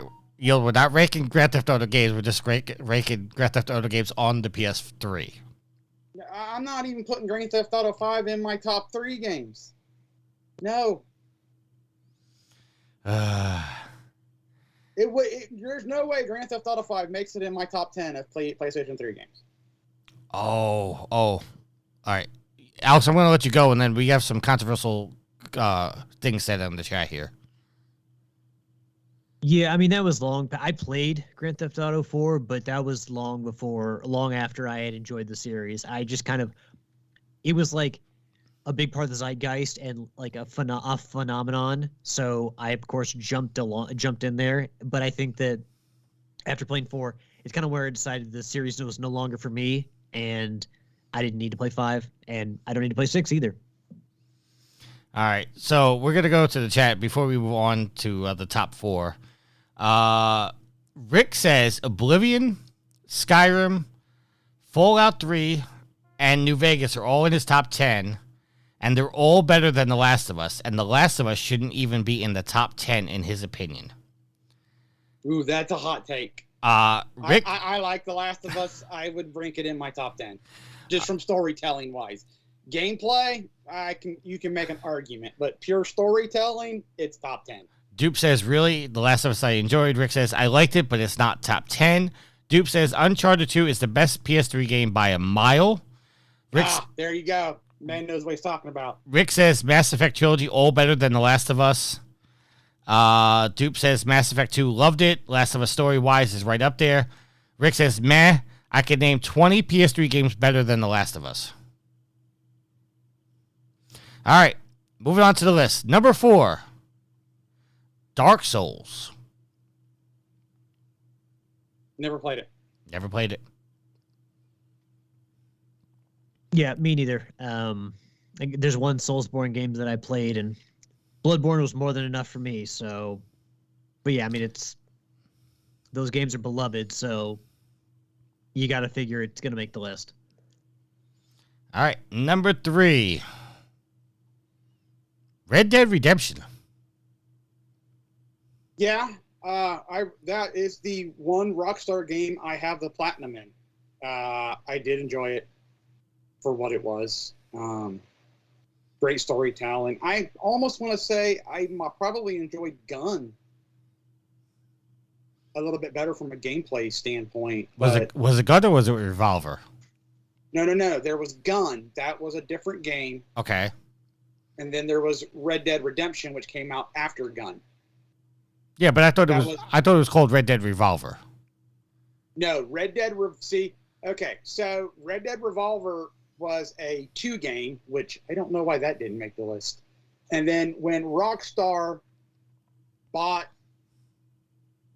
the company that owned Revolver, they brought out Red Dead Redemption. Okay. Alex, your thoughts on Red Dead Redemption being number 3? Yeah, makes sense. Okay. I never played it, but I mean, I think that if you wanted a bit of different flavor for your Grand Theft Auto, this was definitely, people called it Grand Theft Horse for a reason. So I think that it makes total sense. Like, even people I know who don't typically play video games, talk about that game and how they love playing that game. So, all right, I haven't looked yet. So we only have 2 games left, and the chat is saying that Uncharted 2 and The Last of Us are the top 2. Before I look, do you guys want to make predictions about what's number 2? Is it Uncharted 2 or is it The Last of Us? Well, if it's not either of those 2, we riot. Fair enough. I mean, because honestly, between us and probably pretty much the entire video game community, you could make very strong arguments for both as number 1 and number 2. So I won't be overly disappointed. I know what I'm pulling for number 1. You're thinking Uncharted 2 should be number 1. Oh, absolutely, hands down. Overall, game-wise, as game as a whole, story, gameplay, I'm going to say sound. That's not the word I'm looking for. But all of that is a better game than The Last of Us. I mean, either way, Naughty Dog wins. Alex, either way, Naughty Dog wins. Alex, what is your prediction for, is it going to be Uncharted 2 or is it going to be The Last of Us being number 1? I think it's be The Last of Us. All right. Scrolling down now, number 2 is Uncharted 2 Among Thieves. Like I said, you can make an argument both ways. Dupe says this is the most passion he's seen yield and he's all in for it. Yield for Sony president. All right. Yeah, Uncharted 2, number 2. All right, so obviously that makes number 1 The Last of Us Part 1. Now, I don't like the fact that they said Part 1 because it's not Part 1, but... No, it's not. It's The Last of Us. It's The Last of Us. Quit going back there and adding on stupid little tags because old Mr. I'm on a power trip needed to do that. All right, so we don't have a listener's top 10 for PS3 games. But overall, I mean, not a bad list. I was a little disappointed. I wish we could have seen 11 through 25. But The Last of Us, I thought was going to win number 1. I mean, you guys all know how I gush over The Last of Us. I think it's the best game ever made. It's my favorite game of all time. I went back and got the remake and got that platinum. Thoroughly enjoyed it. But as Gilles pointed out, I mean, you can make an argument for both of them. You very well could. It's Uncharted 2, which, hot take, was not my favorite Uncharted game. I think 3 was better, but I know I'm in the minority with that. You are. So, but that's not to say Uncharted 2 wasn't amazing. I just personally, I liked Uncharted 3 better, but I have no problem with this being number 2. All right. Okay, some comments from the chat. No Skyrim, no Fallout, no Dead Space, no Mass Effect. And Magic says this is an invalid list. Now, we don't know if those were in the top 25 because, like I said, we only got the top 10. So, but yeah, the fact that none of those are on this, that's a little surprising to me. Yeah, it's very weird because every PlayStation console, you could easily pick out 25 fantastic games. So I don't know why they just top 10. And how Grand Theft Auto 5 cracked that top 10 is beyond me. It's just something from the article. It says there were a lot of games that just missed the cut, but our decision making the team love. Trust me, it hurts on the selection panel just as much as it probably hurts you to not see games like Resistance, Ni no Kuni, Catherine, and more on the list. So there you go for that. All right, before we go into the PS4 games, let's go to listener questions. So at that point, don't know what button to press. I think it's this one. Time to check my social media. So we have one question, and I didn't prepare myself, so I didn't bring this up. Well, I don't know what the question is, so I can't be prepared either. This is going to be on the fly. Oh my God, my computer's acting up today. All right, so. All right, so the one question. Why don't you open it up and check for cigarette butts? There you go. The one question. Try turning it off and turning it back on again. All right, so the one question comes from Matt G. He says, "Congrats on 550." He goes, but this is the question: what is a franchise you hope Sony leaves behind by the time you hit episode 1100? So we're talking in 10 years. What franchise do you hope Sony kills off within the next 10 years? Oh, I know one off the top of my head. And I'm going to get serious hate for it. You ready? I don't know. I'm sitting down, so go ahead. I was going to ask, are you sitting down? You're going to say The Last of Us. I'm going to say The Last of Us. Oh, my God. You're an evil, evil man. I am an evil, evil man. I kid you not. I was talking with this with a buddy last night. Last of Us 2 was on sale this weekend. It was my sale weekend, all right? It was like $20. I didn't even bat an eye. I literally do not care. That first one, I said this after I played the first one. We did not need a second one, and I was perfectly fine with it. They announced the second one. I was excited. I was excited with that teaser trailer. And then as the hype train got going, I was just like, nah, I'm going to stay here. You guys can go. And the hype train took off. And I'm just like, I have no desire to play it. Maybe if it gets offered for PlayStation Plus for free, I'll pick it up, throw it in my library. Maybe then I might finally play it. But I kid you not, I have no desire to play it. So I could care less if we continue this series on. All right. Yield has broken my heart. Alex, what is your series? I mean, really, by that point, I could see Ratchet and Clank still being alive, but I kind of hope that Sony will have went through all these franchises and left kind of all of them in the dust, because there's only so many timelines and mythologies that Kratos can go through, before that story runs way too dry. The Last of Us, you can only get so much out of that. Uncharted, I mean, these are,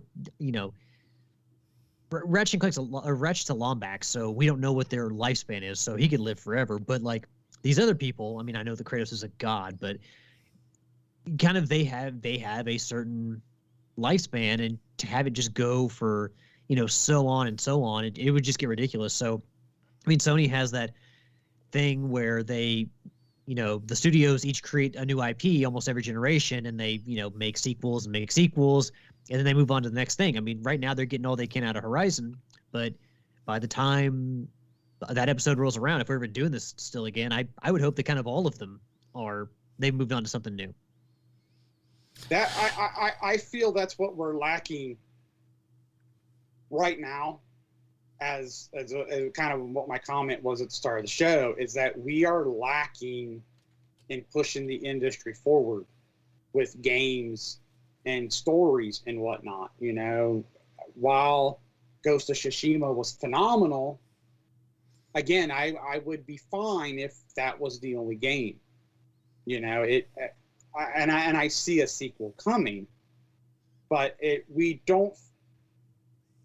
you're not hearing, unless it's going to be this coming spring, this coming E3 season, which I know is kind of not around, but we don't have those types of games in development, the next it for Sony or Microsoft.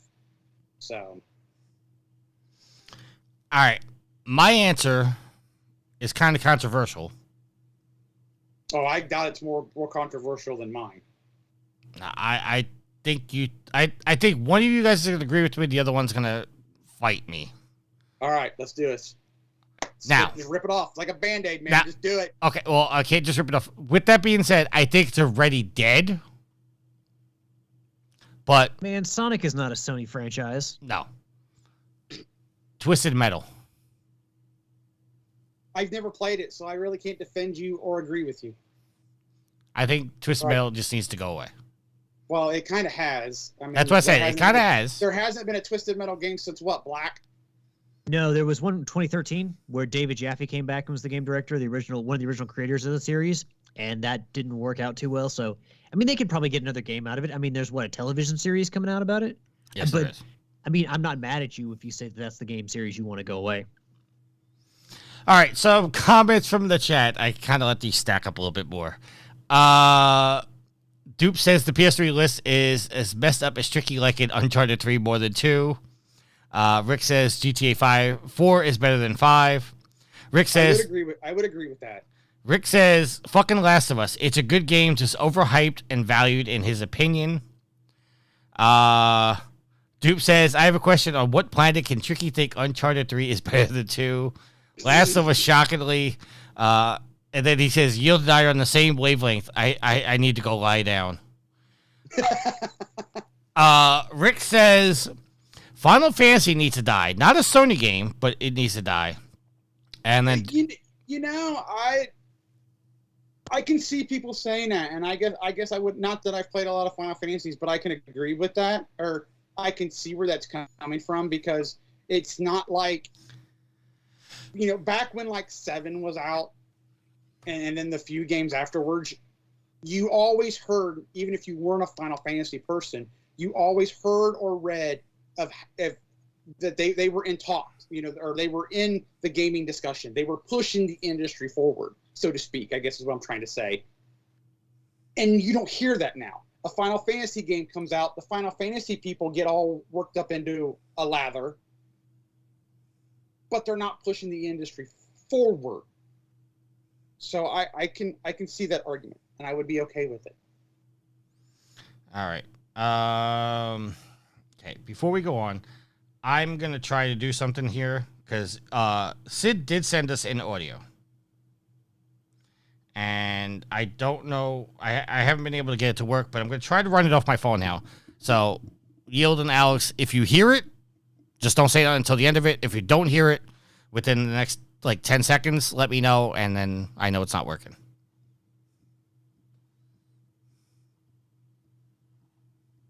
Hello again, guys. Sid again with another Sophie's Trophies. A bit different this one, guys. I'm not actually going to go through a trophy list. I just want to say congrats to the guys for episode 550. Again, an astounding number to get to. They all work really hard to do it. So, yeah, it's just going to be a quick thank you this week to the guys for everything they do for all of us. You know, they all put on a show, and we listen every week, we enjoy every week. So, it's just a big thanks, guys. And I will record again next week. So, yeah, everybody take it easy, and Tricky, Yield, Alex, you guys are legends. So, again, thanks, and keep up the great work, guys. I will talk to you again next week. Bye. All right, I'm Boy, glad. Sid's much nicer than we deserve. Well, we are big in the Philippines. Yes, we are. I'm glad that worked. I really wanted to make sure I got that on the show, but the software for my mixer just wasn't working. So it's been a pain in the ass. All right, so Wait, were we supposed to hear something? Because I was just assuming that he said really nice things about us. Okay, Yield already confirmed you guys heard it, so. Well, maybe Well, I Yield heard it, but did or I? Maybe Alex didn't hear it. Well, Alex responded the second it ended, so I'm assuming he heard it too. I have immaculate timing. Yes. I would agree with that. All right, so So now we're going to get into the top 25 PS4 games. oh Boy, boy, they really shafted the PS3. My gosh. and the two.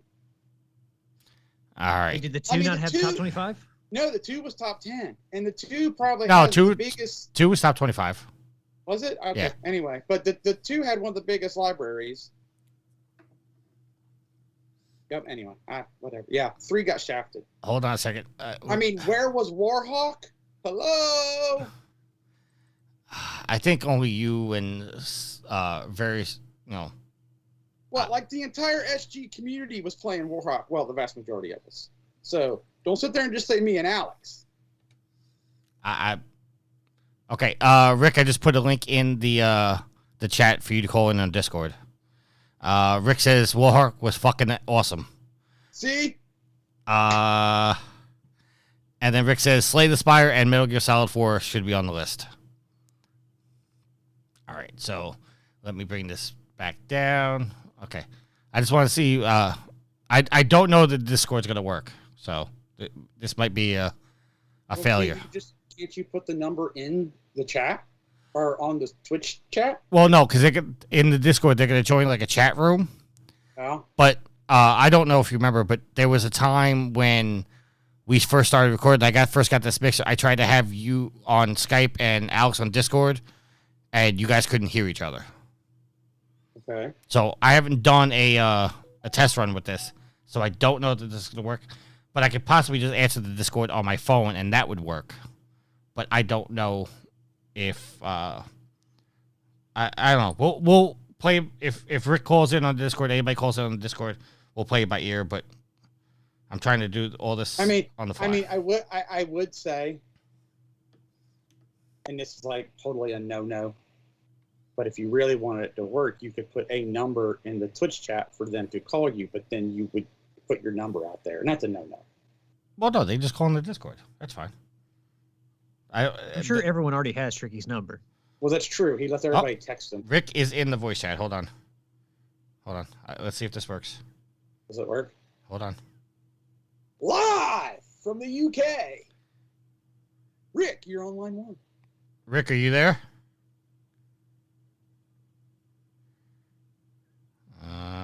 Okay, he's connected. Now I'm I heard a muted. beep. Okay. Well, right now, hold on. I may have to turn the volume up. Rick, I don't know if you can hear me. Oh, here it is. Okay, I can hear me through Rick's microphone. Oh, yeah, hold on. Can you hear me now? We can hear you now.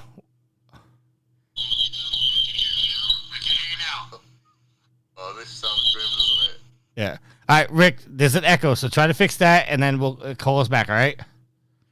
Okay, cool. All right. Well, the echo went away then. All right, so let's go through this list. Top 25 PS4 games. Are you gentlemen ready? Yes. Number 25, Nier Automata. Never played it. I do know that there are people who love it. Alex? I don't mind that being on the list. Okay. Number 24, Monster Hunter World. It's kind of like a Final Fantasy game to me, so I never played it. Talk about game series that people really love. All right. Number 23, Apex Legends. Nope. I'm sorry. Battle Royale games, I don't even touch them. Okay. Hey, I don't know. I don't want to completely discount it because it's a battle royale, but they're bound to be numerous ones that show up on this list. It's not a my generation.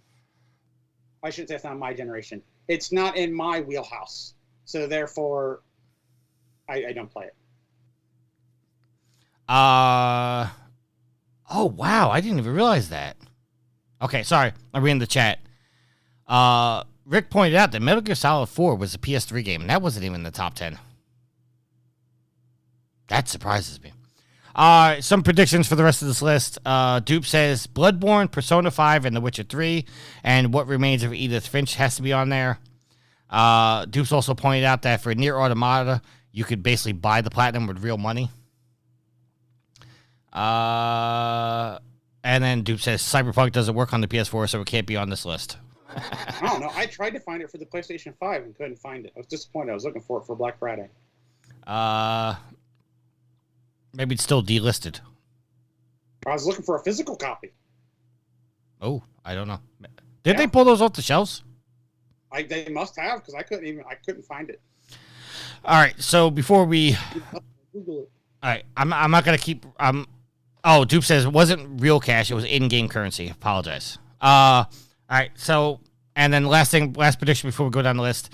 Matt G says Infamous Second Son should be on the list, and the original and 2 should have been on the PS3 list. I agree with that. Well, none of the Infamous games were on the list. Infamous should have been on the list. Infamous should have been in the top 10. Oh, absolutely. Infamous 2, not so much. Infamous, absolutely. Well, to be fair, by doing a top 10 instead of a top 25, they completely screwed Insomniac because Resistance 3 should have been in the top 25, and an Infamous game should have been in there as well. All right. We did Monster Hunter 23's Apex. Number 22, Yakuza 0. Never played a Yakuza game. Yeah, I mean, I've heard they're very fun, but I never played them. Yeah. I've always wanted to play them, just never went back and played them. But now I'm the same. I picked up the freebie 1 or 2 we got for Plus, and I kind of would like to play them, but I've never played them. Yeah, all of them are available on Plus. I think you may need to be extra or premium to play them, but I know they're all available on Plus now. Okay, I'm talking essentials because I'm not upgrading to the more expensive ones. I know that, Yield.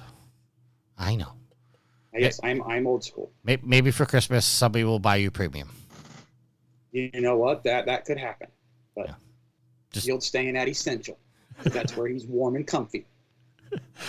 Number 21, a game that I really liked, Tetris Effect. Hey, I never really got behind it. Now I'm gonna put this out there. Tetris Effect on normal is not that good. Tetris Effect in VR, fucking phenomenal. I can see that. Like, it looks pretty, seeing trailers, but I wouldn't want to play it. It's fucking phenomenal in VR. and I know this sounds dumb, but I would prefer just straight up Tetris. All right. Alex, comments on Tetris Effect? I mean, the fact that you could have stuff like Pac-Man Championship DX on the PS3 and, stuff like Tetris still be alive and well so many years after their initial release shows that, one, they do have lasting appeal, but also you can do new things with them. There's new tricks to the old dog. So, yeah, I'm not going to knock it. I mean, we all grew up with Tetris. It's still to this day very fun and still very addictive. So I'm not going to knock it being on this list. Number 20. I'm surprised this is on the list, honestly. Dreams. Leisure Suit Larry. Dreams. I never played it. Good old Media Molecule. Yeah, it seems like that game didn't really get a ton of press. I mean, Sony talked it up before it came out, but afterwards it was like silence. All right. Moving on. Number 19. I don't agree this should be on the list, but I understand. Final Fantasy VII Remake. No. No, it's not even complete, and no.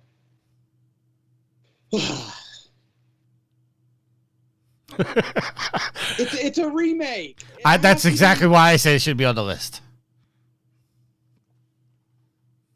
I mean, to me, when you're talking top PlayStation 4 games, you're talking original games. Original games. Yes. I mean, if that's the case, you had Spyro 2, so that means the Spyro 2 remake should be on this list.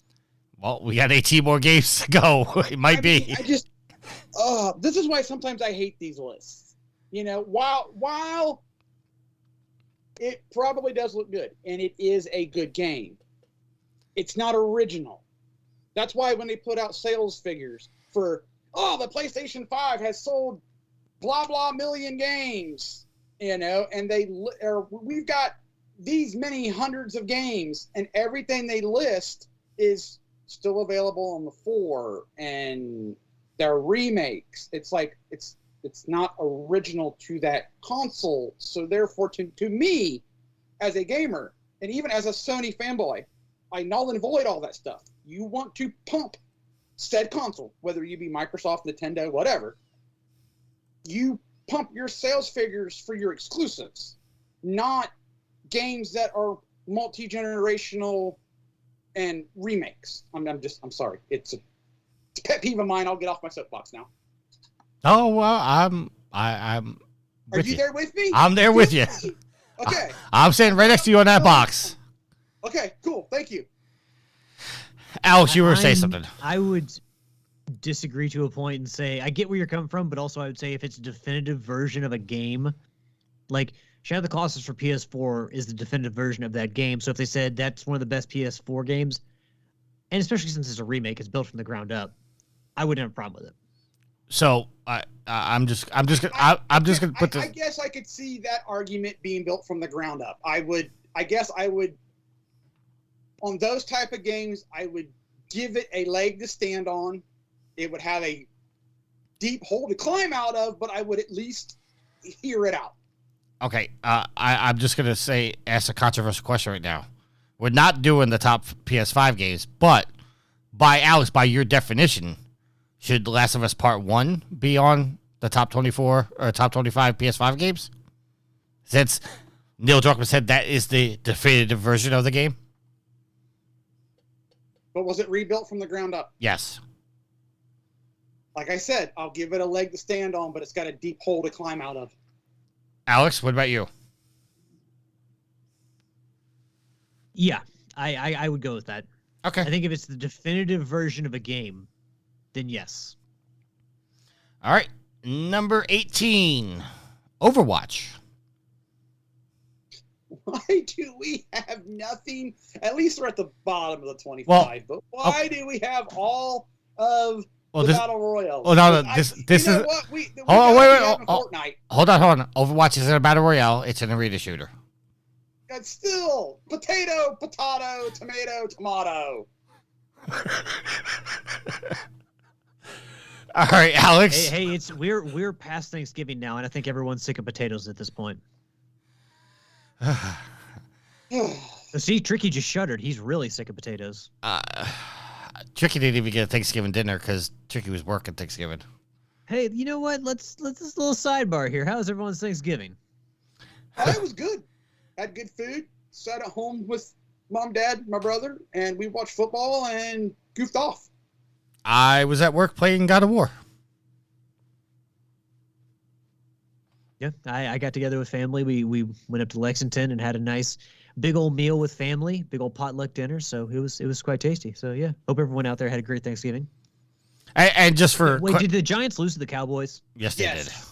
Yes. Oh wow. It got ugly in the. It got ugly in the second half. Are you really trying to give me shit about the Giants when the Packers are fucking like one of the worst teams in football right now? That's fine. It happens. But well, you know what? They're not one of the worst, but they are at the bottom. I'll defend them some, Alex, but they're yeah. No, I mean, losing but Devontae Adams was bad for them. But to be honest, I'm not out here shit talking the Cowboys every week like Ricky is, and then his team loses to the Cowboys. Hold on a second. I very rarely shit talk the Cowboys. I hate the Cowboys, but I very rarely shit talk the Cowboys. The only shit talking I come to is when it comes to the Rangers. No, you shit talk to Yield. In our group discussions, did he not like share a bunch of memes shit talking the Cowboys early on this season? Well, absolutely. But as a Giants fan, you're supposed to. That would be like me being okay with the Steelers, Browns, or the Ravens. Which, by the way, the Ravens got beat today by the Jaguars. I loved it. And I mean, listen, if I ever send Yield or Homer a Michigan meme, that's just because I'm trolling them because they lost. You will get tore up one side and down the other. And not overly by me. I'll just let Homer do it for me. Right. But I only do that in fun. I don't just shit. Like, I have no skin in the game when it comes to college football because I think college football is kind of pointless and shitty what they do to their athletes, but that's a whole other story. All right. Getting back to the list. Number 17, Ratchet and Clank. Wait, is this the movie? Is this the video game based on the movie based on the video game? Correct. Okay. Okay. It was fun. I enjoyed going back and replaying a modern version of it. Kind of trimmed down a little bit. And with Nefarious added in there as well. Yeah, with Nefarious, yeah. You always, yeah. All right. Number 16. One of the predictions is coming through from the chat. What remains of Edith Finch? Oh, that was a great game. For being a PSN game, that was fabulous. Loved it. I never played it. Oh my god, dude. You should take the probably 5-6 hours maybe and play it. I think I own it because we got it for free, didn't we? Yes, we did. Okay. Another one I need to play is Everyone's Gone to Rapture. But What Remains of Edith Finch is it's good. Alex? Yeah, I got 100% in that game. Very deep. Yeah, very deep, a very unique setting and a very unique way to tell the story. So, and unfortunately it's also a very depressing game, but yeah. It is a good story told in a very I'm going to say weird but also great way. All right, number 15. Wow. I expected this to be higher. Uncharted 4 Thieves End. I'm okay with that because, I mean, as everyone who has listened to the show, probably everybody in the chat knows my opinions of Uncharted 4. I'm okay with it being where it's at because, you know, I've said 3 was the best ending for it. 4, I thoroughly enjoyed the pirate setting. I probably enjoy it more than what I continue to talk bad about it. But so this is really weird. The things I harp on Uncharted 4 about, which was it felt like Uncharted of us, because it felt so. Shouldn't say it felt so heavily The Last of Us felt, whereas in like, oh, here's an item over here. When you get close enough, come over and press triangle to interact with it or to open said drawer. Wow, that annoyed the holy heck out of me. And I think that was because it was just on the heels of The Last of Us. they did the exact same thing in Lost Legacy, and I loved it. I know, right? It sounds totally stupid. And I was talking to the Brain 76 about this, and he agreed with me in that saying where it annoyed me, it annoyed us in Uncharted 4, but playing that in the last Lost Legacy, it felt more natural and it felt like it belonged. And I know that sounds like absolutely stupid, but that's the hill I'm dying on. All right. Dupe says Edith Finch certain parts are depressing. Rick says he's played Uncharted 1, 2, and 3 multiple times, but only ever wanted to play through 4 once. I can get that. It was an unnecessary story. And Dupes tells me to go play Edith Finch now. He's right. You do need to go play Edith Finch. Dupes also says, agreed with Yield and you, Rick. It's probably the worst Uncharted. I would say the first one is. I mean, this is not shitting on the first one, but I mean, we'll also include Golden Abyss and Golden Abyss. Golden Compass is based on a book, movie based on a book. I would say the first Uncharted was the worst one, and I'm not saying it's bad, but I think 4 was better than Uncharted.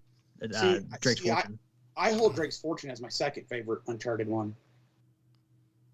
Probably followed by Abyss. Well, 3. Okay. And then 4.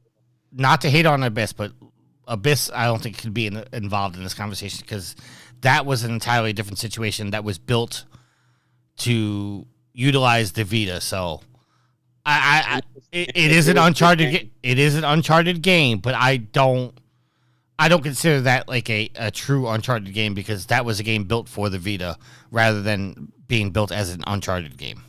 If that makes sense. That too. Wow, Rick agreed. Wait, do you not count God of War Ascension as a God of War game because it's a prequel? No, God of War Ascension is a God of War game because it was built for the system. I'm saying with Golden Abyss, it was an Uncharted. It was built for the Vita. It wasn't built for the console. But it was still an Uncharted game with Nathan Drake, and like that's right. But I see that as more ludicrous than your argument that Zelda is not a Zelda game. No. What I'm saying, listen. I'm not saying Golden Abyss was a bad game. I'm not saying that. I just think it's ludicrous that you don't consider it an Uncharted game just because it was made for a handheld platform, utilizing the specific technology of that handheld platform. Because I don't think that. I'm trying to word this correctly. I don't think Golden Abyss was made to be an Uncharted game. I think Golden Abyss was made to be a Vita game. But that's like saying that Call of the Mountain's not designed to be a Horizon game. It's just meant to be a VR game. I would say that as well. Now that's saying that before I played Call of the Mountain. But if Call of the Mountain is a big departure from the mainline story and the controls and whatnot, yeah, that could be the argument as well. Okay, so Rick says, wow, I agree with Tricky twice today. I'm assuming that he's agreeing with me with the Golden Abyss. Matt G says, Golden Abyss is one of the 5 good Vita games. Because, Matt G says there's only 5 good games on the Vita. Well, I would agree with that. Rick also agreed. Dupe says, I enjoyed Golden Abyss slot in between 1 and 3. Rick says, Golden Abyss is nowhere near the level of 1 through 4. But I'm not a Vita fan. And then Dupe says, depending on what you're looking for in a game. Again, I'm not saying Golden Abyss is a bad game. I'm not saying it's not an Uncharted game. But when you're comparing the Uncharted games, I don't consider Golden Abyss to be a part of that conversation. Because to me, it's Uncharted, but it wasn't an Uncharted game. It was a Vita game that was designed to show off the Vita. Well, I would agree, and I would also like to put in that's where Sony underutilized the touchpad for the 4. Yes. Because remember how you could do the rubbings, and you could kind of dust off stuff for Golden Abyss? Yes. I thought that was a very interesting concept especially for an Uncharted game, even you could say a Tomb Raider game. And it made me look forward to what we would get out of the DualShock 4, and it fell flat. And that's why I am not on the bandwagon of the DualSense being the greatest controller ever made, because we didn't utilize the touchpad for the 4. You know, we have it here on the 5, and it's just a glorified map button. See, the only thing I didn't like about Golden Abyss, and I mean, this might have just been me, but the sections where you had to hold the Vita up to a light source to reveal a clue never really worked for me. I would spend 20 minutes trying to find a light source that was good enough to do it. And then if you're playing that game in the dark, which I often played by Vita, like I had to get up, go find a light. That was just annoying to me. Well, no, I can get that. I get that. I will look. I'll unless you're going to read from the chat, Tricky. I want to go explain why I think that Uncharted 4 deserves to be on the list, but also maybe not be quite as high. Go ahead. Oh no, you're good to go. Yeah, I would agree with that. I think that, you know, as Yield said, number 3 seemed to have the perfect ending, but I think by the end of number 4, they had done enough to convince me that yes, I'm glad this game was made and that it should have been made. Not just that it was like, oh, another Uncharted we can make money off of.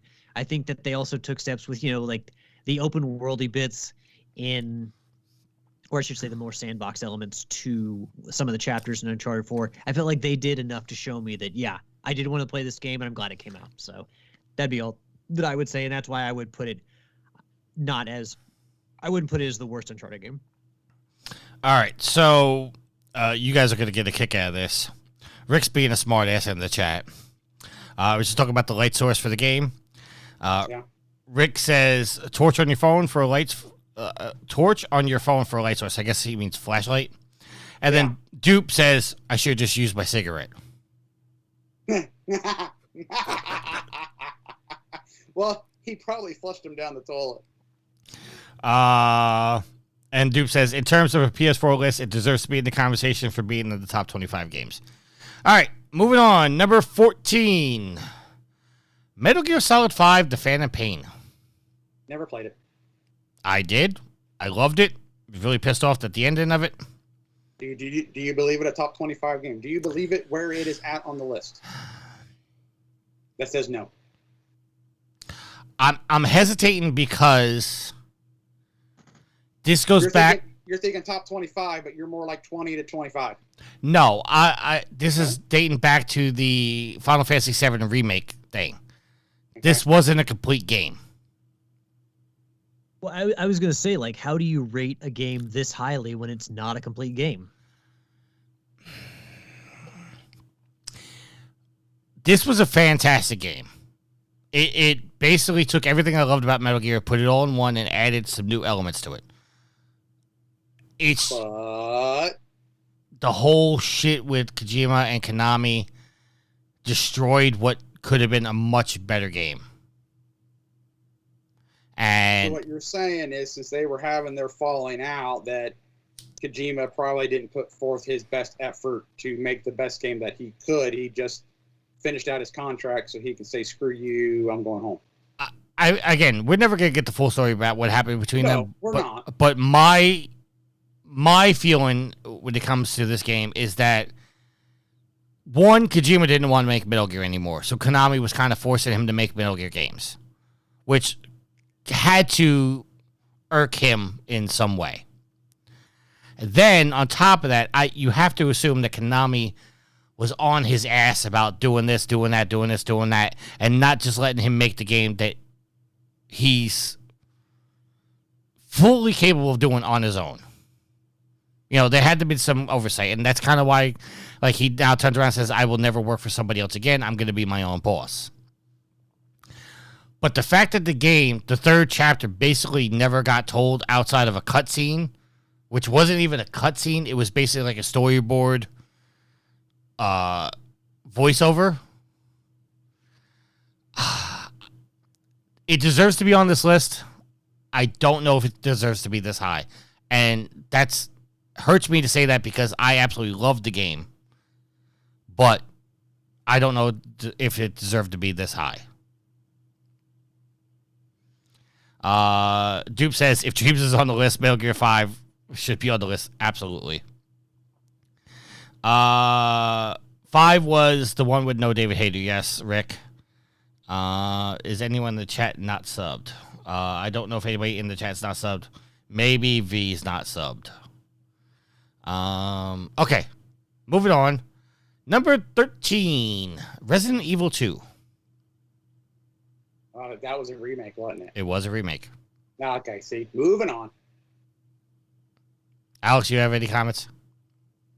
No, I mean, like I said before, I think that if it's a remake built from the ground up and it is the definitive edition, I mean, we saw Resident Evil 2 on another list for the PlayStation, but I don't have a problem with it. If it's that good of a game still, and it's built from the ground up and not just like a port, then yeah, I think it should be considered. All right, number 12 is going to surprise all of us. Ghost of Tsushima. This top 11 better be killer. Yeah, I mean, I Wow. love that Or that I'm game has calling- or gotten I'm such. calling bullshit. I love that game has gotten such great recognition, but I want to see what's on this list. I mean, obviously, Horizon Zero Dawn is going to be ahead of it. I don't know if they're going to count Forbidden West as part of it either, but I really like Ghost of Tsushima. Would I put Horizon Zero Dawn above it? Yeah, probably. Yeah, I would agree. I would too. Um, Story-wise, visual-wise, Ghost of Tsushima. yeah, although I would probably put Horizon Forbidden West visually above Ghost of Tsushima.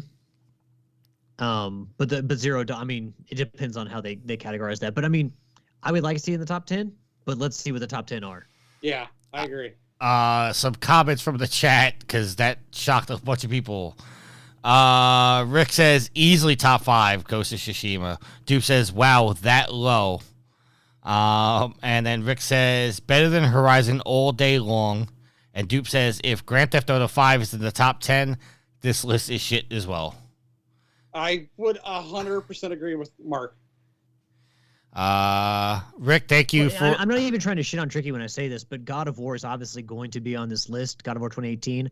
And I'm sorry, but Ghost of Tsushima is a better game than God of War 2018. Rick, thank you for the sub for Latin Legacy. I didn't even see Latin Legacy in the chat, but thank you for that. All right, moving on. Number 11, Red Dead Redemption 2. Now, see, there's no way Red Dead Redemption 2, and I played Red Dead Redemption 2, is a better game than Ghost of Tsushima. So, no.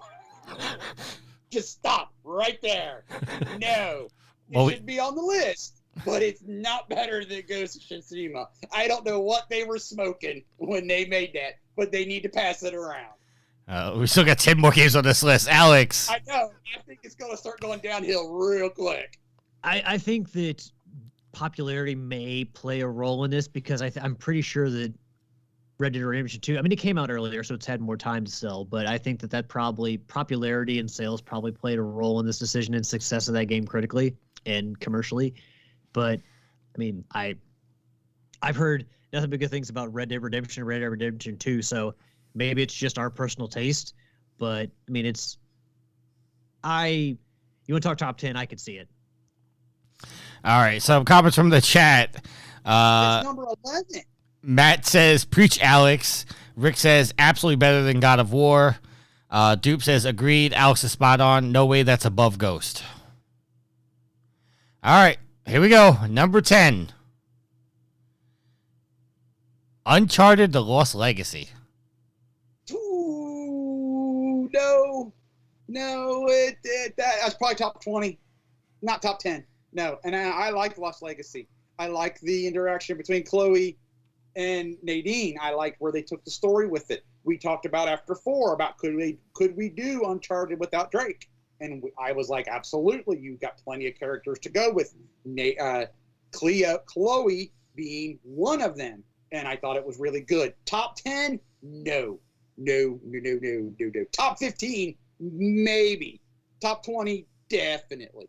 We need to just start doing more top 25 lists because Yield is just fucking passionate about this shit.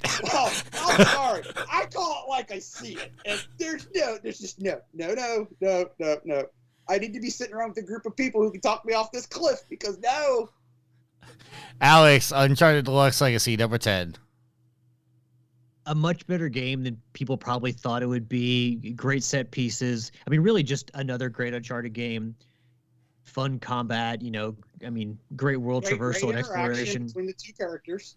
I wouldn't put it up Ghost of Tsushima, to be honest with you. I think it should be in the top 25, but is it better than Ghost of Tsushima? I don't think so.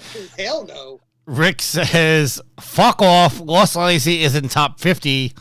Dupe says, oh, fuck off. And Rick says, man, it was more just of the same. All right. Moving on. I'm scared to scroll. I think we're in a death spiral, and we're not pulling out. Number 9. Control. I'm done. I think some of these picks are circling the drain like the ashes and cigarette butts down Tricky's toilet. Look, great gameplay, fun gameplay. Map was hard to read at times, but the story, that's not. You want to make an argument for top 25? Yes, you make an argument for top 20, sure, but we're talking is it better than Ghost of Tsushima, which has a far more full, complete package than Control? No. Oh wow. Okay. Dupe says top 40 at a push. Rick says Control is good, but not top 10 though. Dupe says deserves top 25. Also said not ahead of Ghost. And Matt G says the map in Control was straight trash. I think we all agree with that. All right. Moving on. I don't know if I can take any more. Number 8, Marvel's Spider-Man. I haven't played it yet, so I really can't say yay or nay. So you'll get a toned down me for this one. I'm going to step up and say, yes, this deserves top 10. And I actually think this was better than Ghost. I know it got a lot of love. I know that Insomniac treated it well, and people were really praising Insomniac for it. So I'm excited that when I do go to play it, but I can't give you a yay or nay. And Alex, you haven't played Spider-Man yet. No, I mean, I bought Miles Morales for Black Friday, so I will have an opportunity to play that in the somewhat near future. I would play Spider-Man first before you play Miles Morales. No. Yes. I'm not buying Spider-Man before I play Miles Morales. It's free. I don't have extra. Is it? It's not on regular plus? No, it's never been on regular plus. I will buy you Spider-Man. Play Spider-Man first. But I will buy it for you. Miles Morales is a smaller commitment than the original Spider-Man. Trust me when I say play Spider-Man first. I don't trust you. You flush cigarette butts. I don't trust you. Rick says, Alex, play fucking Spider-Man. Goddamn, Alex. Okay, but what if I play it after I play Miles No. Morales at some point? No, because you have you have to know the story. Not that I know anything about it, but I think the one flows into the other one. Dupe says, deal Alex free game. All right. Moving on here. Number 7. Number 7. So far, we're not looking good. All right. Solid choice. Really? Horizon Zero Dawn. Oh, God. This top 6 better be freaking... They better blow my mind. Because I'm about to come unglued. Really? Top... It's top 10. Top 10 game, absolutely. These better be just cream of the crop, and I really don't know how you already dumped Ghost of Tsushima outside the top 10, and now you're putting Ghost, and then you're putting Horizon outside the top 5. Okay. Alex. Anyway, phenomenal game. If you haven't played it, you need to play it. But this list is bogus. Alex. Yeah, I mean the list. Look, everyone's going to have their different opinions. We'll see what's above it. Obviously, God of War is going to be above it. And, well, I guess Last of Us Part 2 is also going to be above it as well, because that game still has to come up. But I'm going to say it now. Ghost of Tsushima and Horizon Zero Dawn are better games than The Last of Us Part 2. Last of Us Part 2, I respect what they did with the story, but it's an exhausting game, and by the time you get to the second half of it, it's like, my God, I don't want to play anymore. Some comments from the chat. Rick says, meh, Zero Dawn was boring. Dupe says, deserves top 10. It's not better than Ghost, though. And then Rick says, Walking Dead, Saints or Sinners is his number one if there's no PSVR list. All right. Number 6. Oh, boy. Grand Theft Auto 5 and GTA Online. Oh, shit.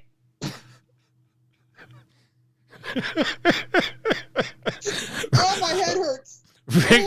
Rick immediately said, fuck off. I think I got a migraine. He says, what the actual fuck? And Dupe says, how? There's no. Oh, I have no faith. I have no faith in the world. None. Where have we gone wrong with this gaming community as a whole planet? I just. All right, I don't think we need to talk about this one. I think we can just move on. No, move on. All right. Number 5. Well, I don't get to talk. You don't give a shit about my opinion. Alex, I care about your opinion, but I think we're all in agreement this is bullshit. Look, let's be real. We all knew this game was going to be on there. I mean, well, again, Skyrim's not been on any of these lists, but, you know. Yeah, why not Skyrim? I mean, come on. You can play it in my bathroom. Rick's about to punch a hole in a wall over that, I can tell you that much. But to throw a TV just for that. Rick actually just said it's the worst GTA game. How is it on 2 list? Actually, the first GTA or GTA 2 is probably the worst GTA games, but... Well, I didn't start playing GTA until 3, so... And there's probably a reason for that, Yield. I mean, let me put it this way. I never heard of Grand Theft Auto until 3. I'm with you on that. But I'm like, this is the 3rd game? Where's the first 2? Well, the first 2, I believe, were top-down only. They were, but still, I'd never heard of them. Rick wants to know where the fuck is Skyrim and Fallout. And then Rick says, no, Alex, GTA 2 and London are awesome. GTA London was a game. All right. Or maybe it was GTA Liberty City Stories or Vice City Stories, the handheld games. I don't know how good those were. Oh, my Lord. Number 5. Persona 5 Royale. I know a lot of people love it. I've never played it, so I can't say one or the other. The only thing that I can say is there's no way on God's green earth that's better than Horizon or Ghost of Tsushima. There, I said it. Dude, people wet their jockeys over that game. People love that game. So I've never played it, so I can't say, but that's real high up on that list. Rick says not played it, but he can see why it's deserved, and Dupes also said deserves to be there. I did not play it. I mean, I don't play those games, so I can't. I will trust their opinion or their opinion. Rick says it has a huge following, and Dupes says it's a fantastic game. I'm not gonna say anything against it because I'm not into Persona games, but I know that I tried to play 4 Golden on the Vita, and spent 2 hours and did not do one fucking thing other than read chat or read text. And this is coming from a guy that loves Kojima games with 45-minute cutscenes. Yeah, but you're not reading chat, you're watching it. Yeah. Dupe says he platinumed it, but not better than Ghost.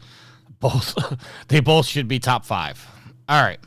Number 4.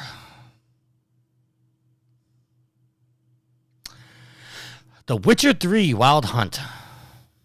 I know it's got a huge following. It wasn't my type of game, so I haven't played it. So I cannot dispute it being in the top 5. And I can't dispute it being better than Ghost of Tsushima or Horizon because, like I said, I've never played it, and I know that it's spoken in the same breath as those games. So I'm not going to sit here and poo-poo over its position.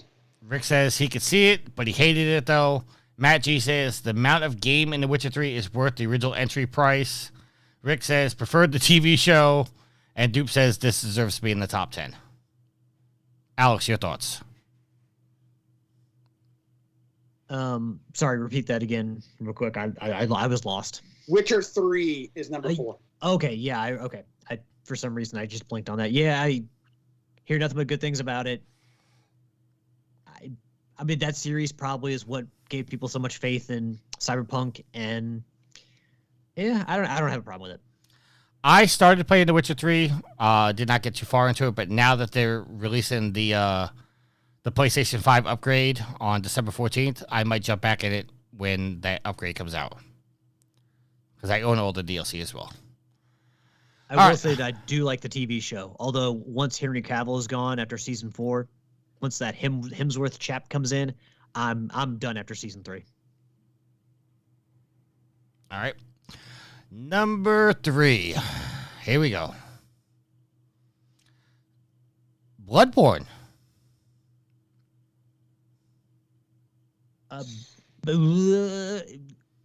Deserves recognition. You want to put it in the top 15, I'll go for it, but too polarizing. Well, I mean, I don't know if polarizing is the right word or niche is the right word, but overall, it's not a better game than I would say Horizon or Ghost. But if you want to say it's better than Control, I'll take that, yes. Well, most anything is better than Control, probably, possibly. Sorry, I had to step away for a second, guys. I didn't hear anything that was said. No, that's fine. Wasn't this a remake? Bloodborne? No. Bloodborne was... Oh, that's a legit... Yeah, Bloodborne was... 4 game. It was their answer to Demon Souls being exclusive Demon again. Souls. Oh, okay. Because Demon Souls was exclusive, then it went Dark Souls, which was multi-console.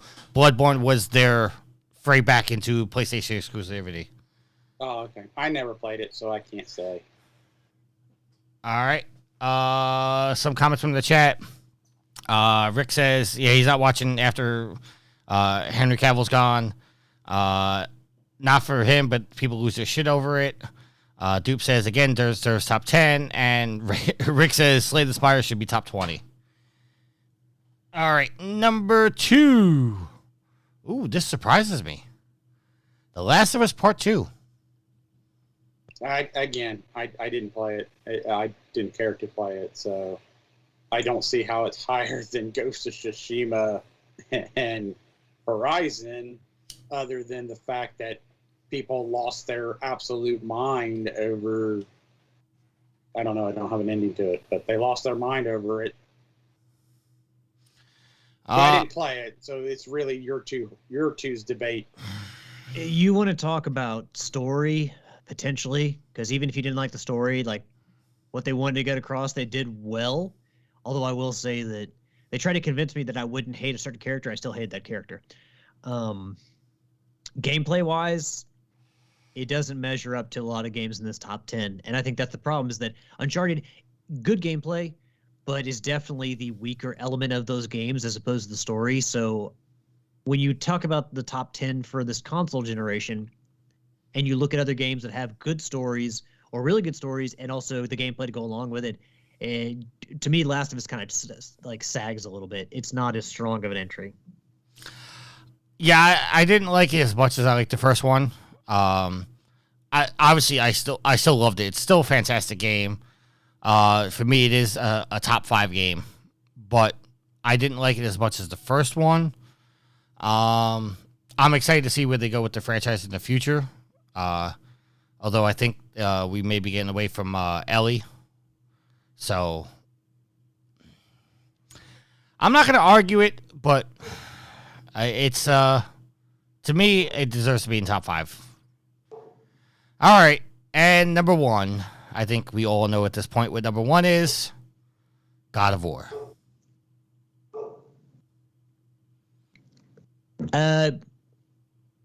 Yeah, top 10 maybe, top 1 no.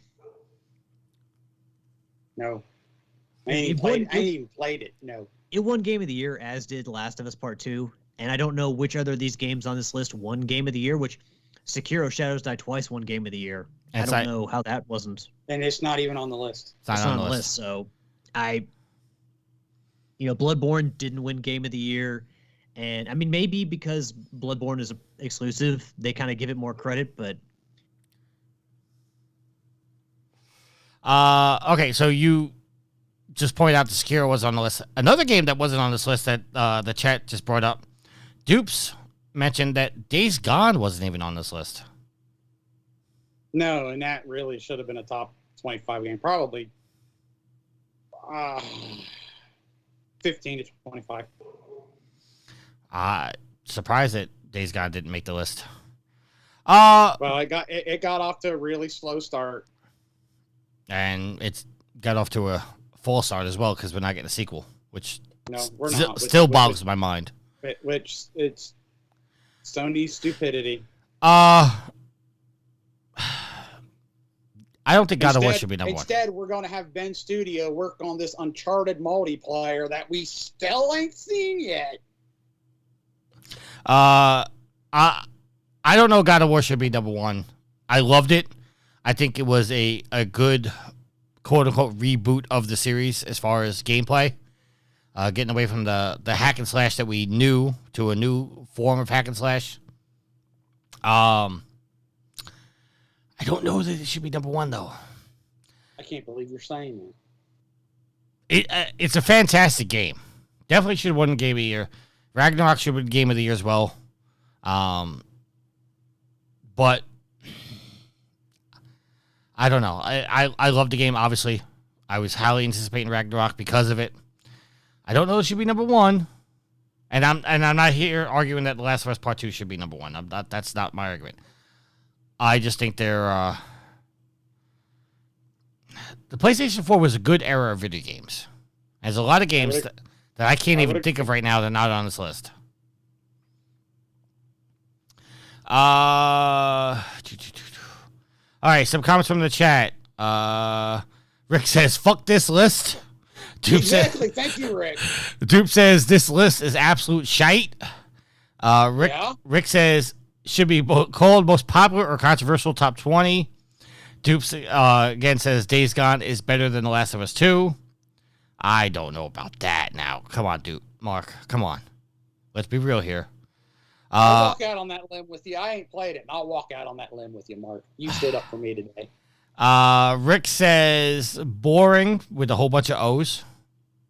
And Matt G says Ghost of Tsushima number 1, Zero Dawn number 2. Forbidden West wasn't on the list as well. Well, Alex made that comment and I agree with him. You don't really know where to drop Forbidden West because it was supposed to be a 5 exclusive, and then we dumped it back to 4 because we couldn't get enough 5s out in the world. So where do you drop it? Yeah, because God of War Ragnarok was also playable on the 4, but it did not appear on this list. Yeah, well, that also just came out too.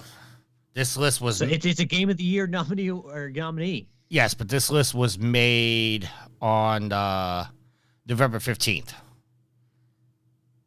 And I don't think Ragnarok was out by then. The list and people wouldn't have cared.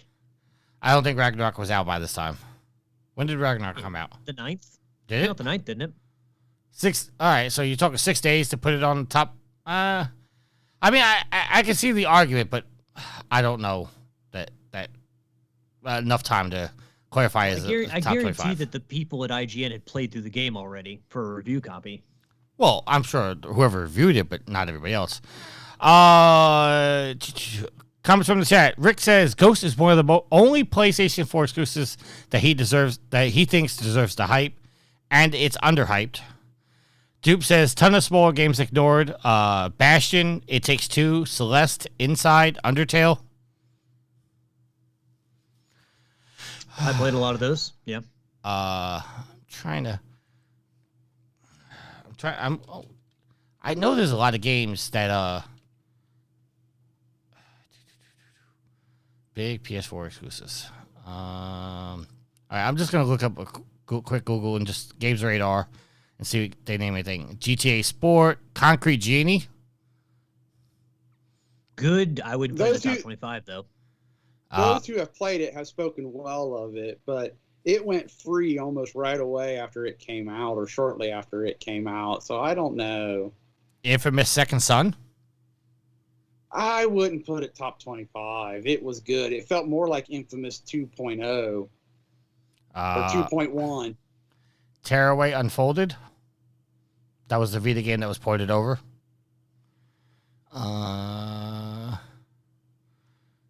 Detroit Become Human?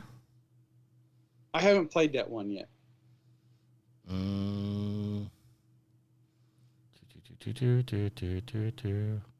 Okay, yeah, those are the only ones off the game radar. But they didn't rate the games. They just said that the PlayStation 4 exclusives you should play. Dupe says Rocket League should be on there. I mean, for its longevity and its appeal, its mass appeal as an esport game. I mean, sure, but also you didn't hear a lot of sports games on there, and not a lot of racing games either. I mean, I would easily replace Rocket League with any of the first 5 or 6 that had to do all of Battle Royals. Some more games being mentioned here. Megalovania. I haven't heard of that one. Tomb Raider reboot. I would put that. I wouldn't. That was on the 4. It so was. Yeah. Tomb Raider reboot. That was phenomenal. Doom 2016. Top 25. I didn't play Doom 2016. Stardew Valley. I didn't. No, I don't do that.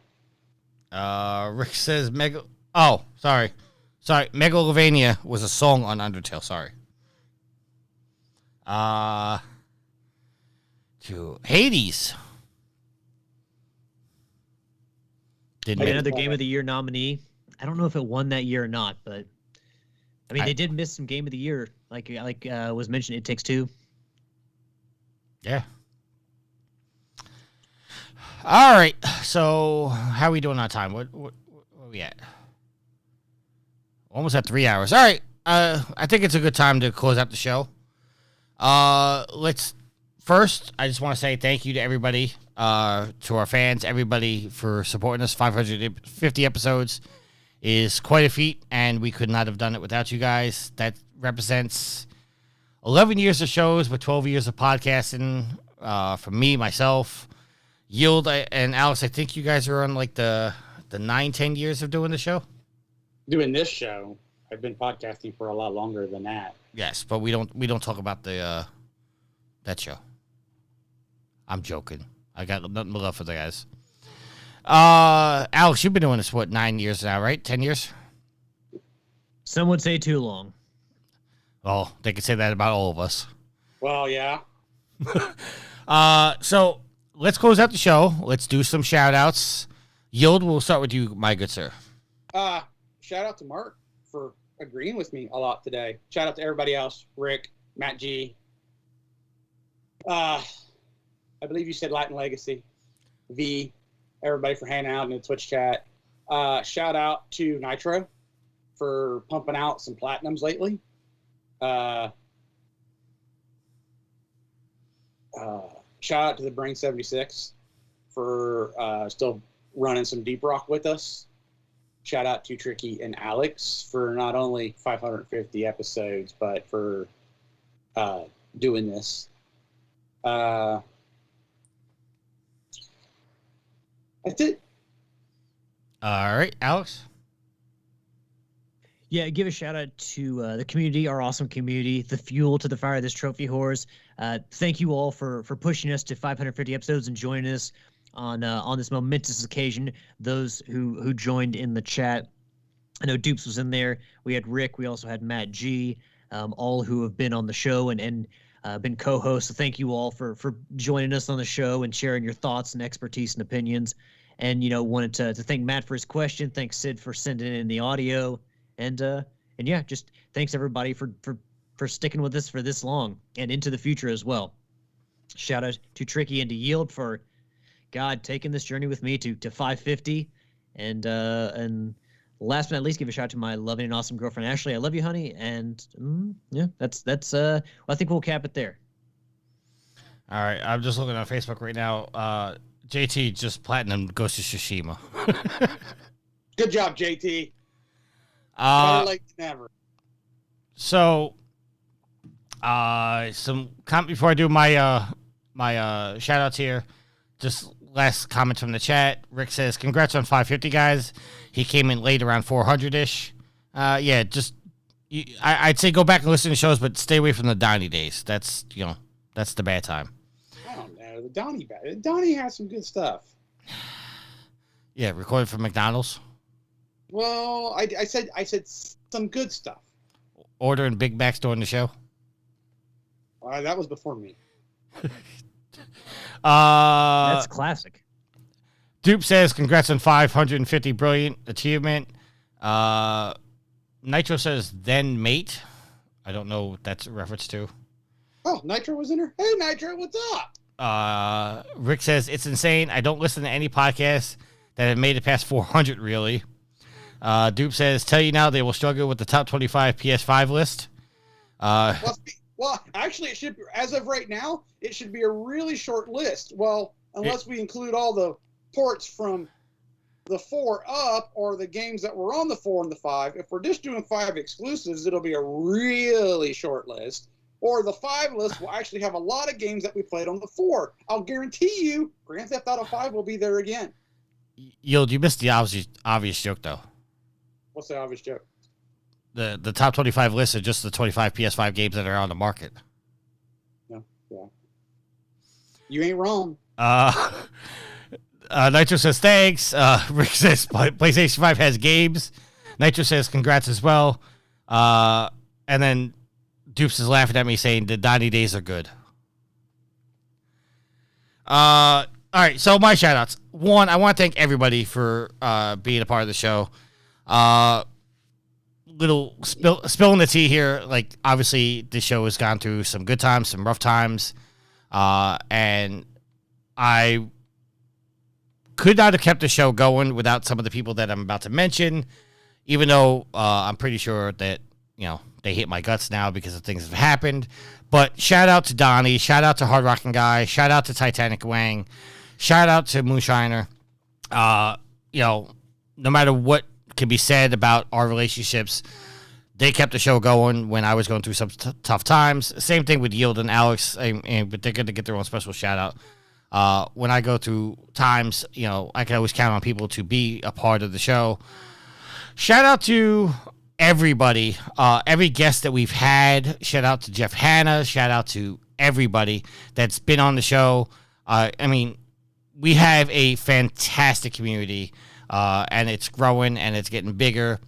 And I have to give a shout outs to people like Rick and to Matt G and to Nitro and to Homer. Especially Rick and Matt G last week filling in last minute to do the show when I couldn't be there and Yield couldn't be there. Well, Yield could have been there, but bad communication on my part because my phone wasn't working properly. But you guys are a huge part of why the show goes on.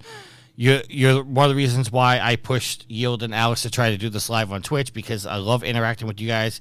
You guys make a great part of the show. Getting the live reactions in here.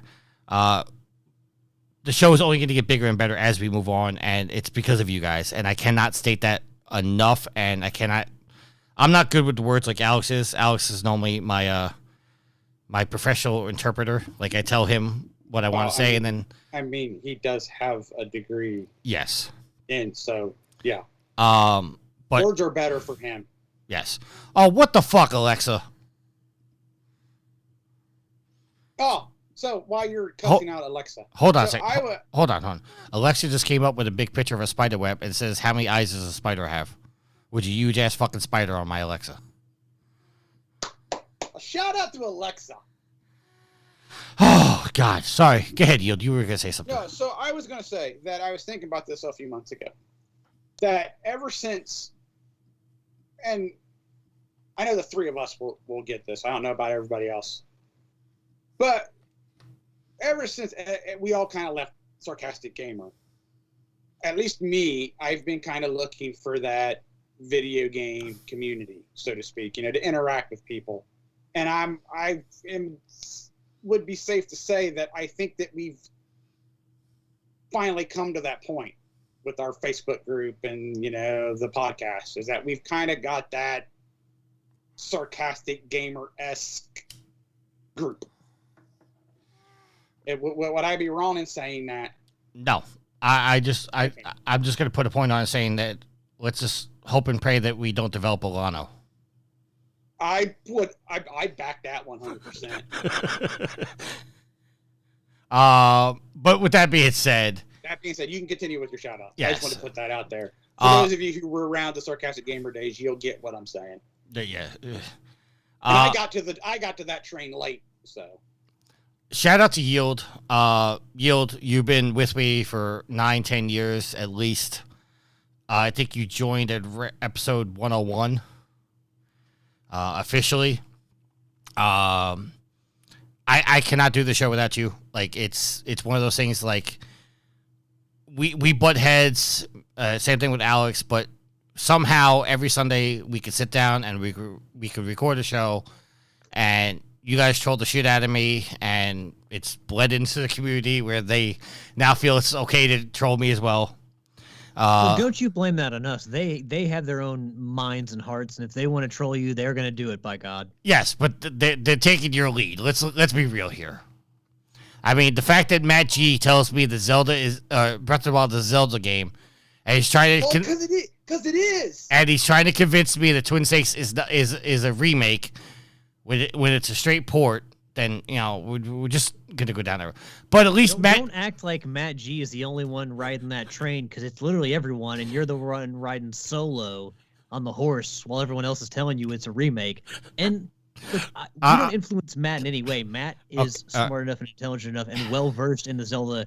He's already yelling at me in the chat. He knows. He can form his own opinion. He's already yelling at me in the chat. Rick says, of course, it's cool to troll Tricky.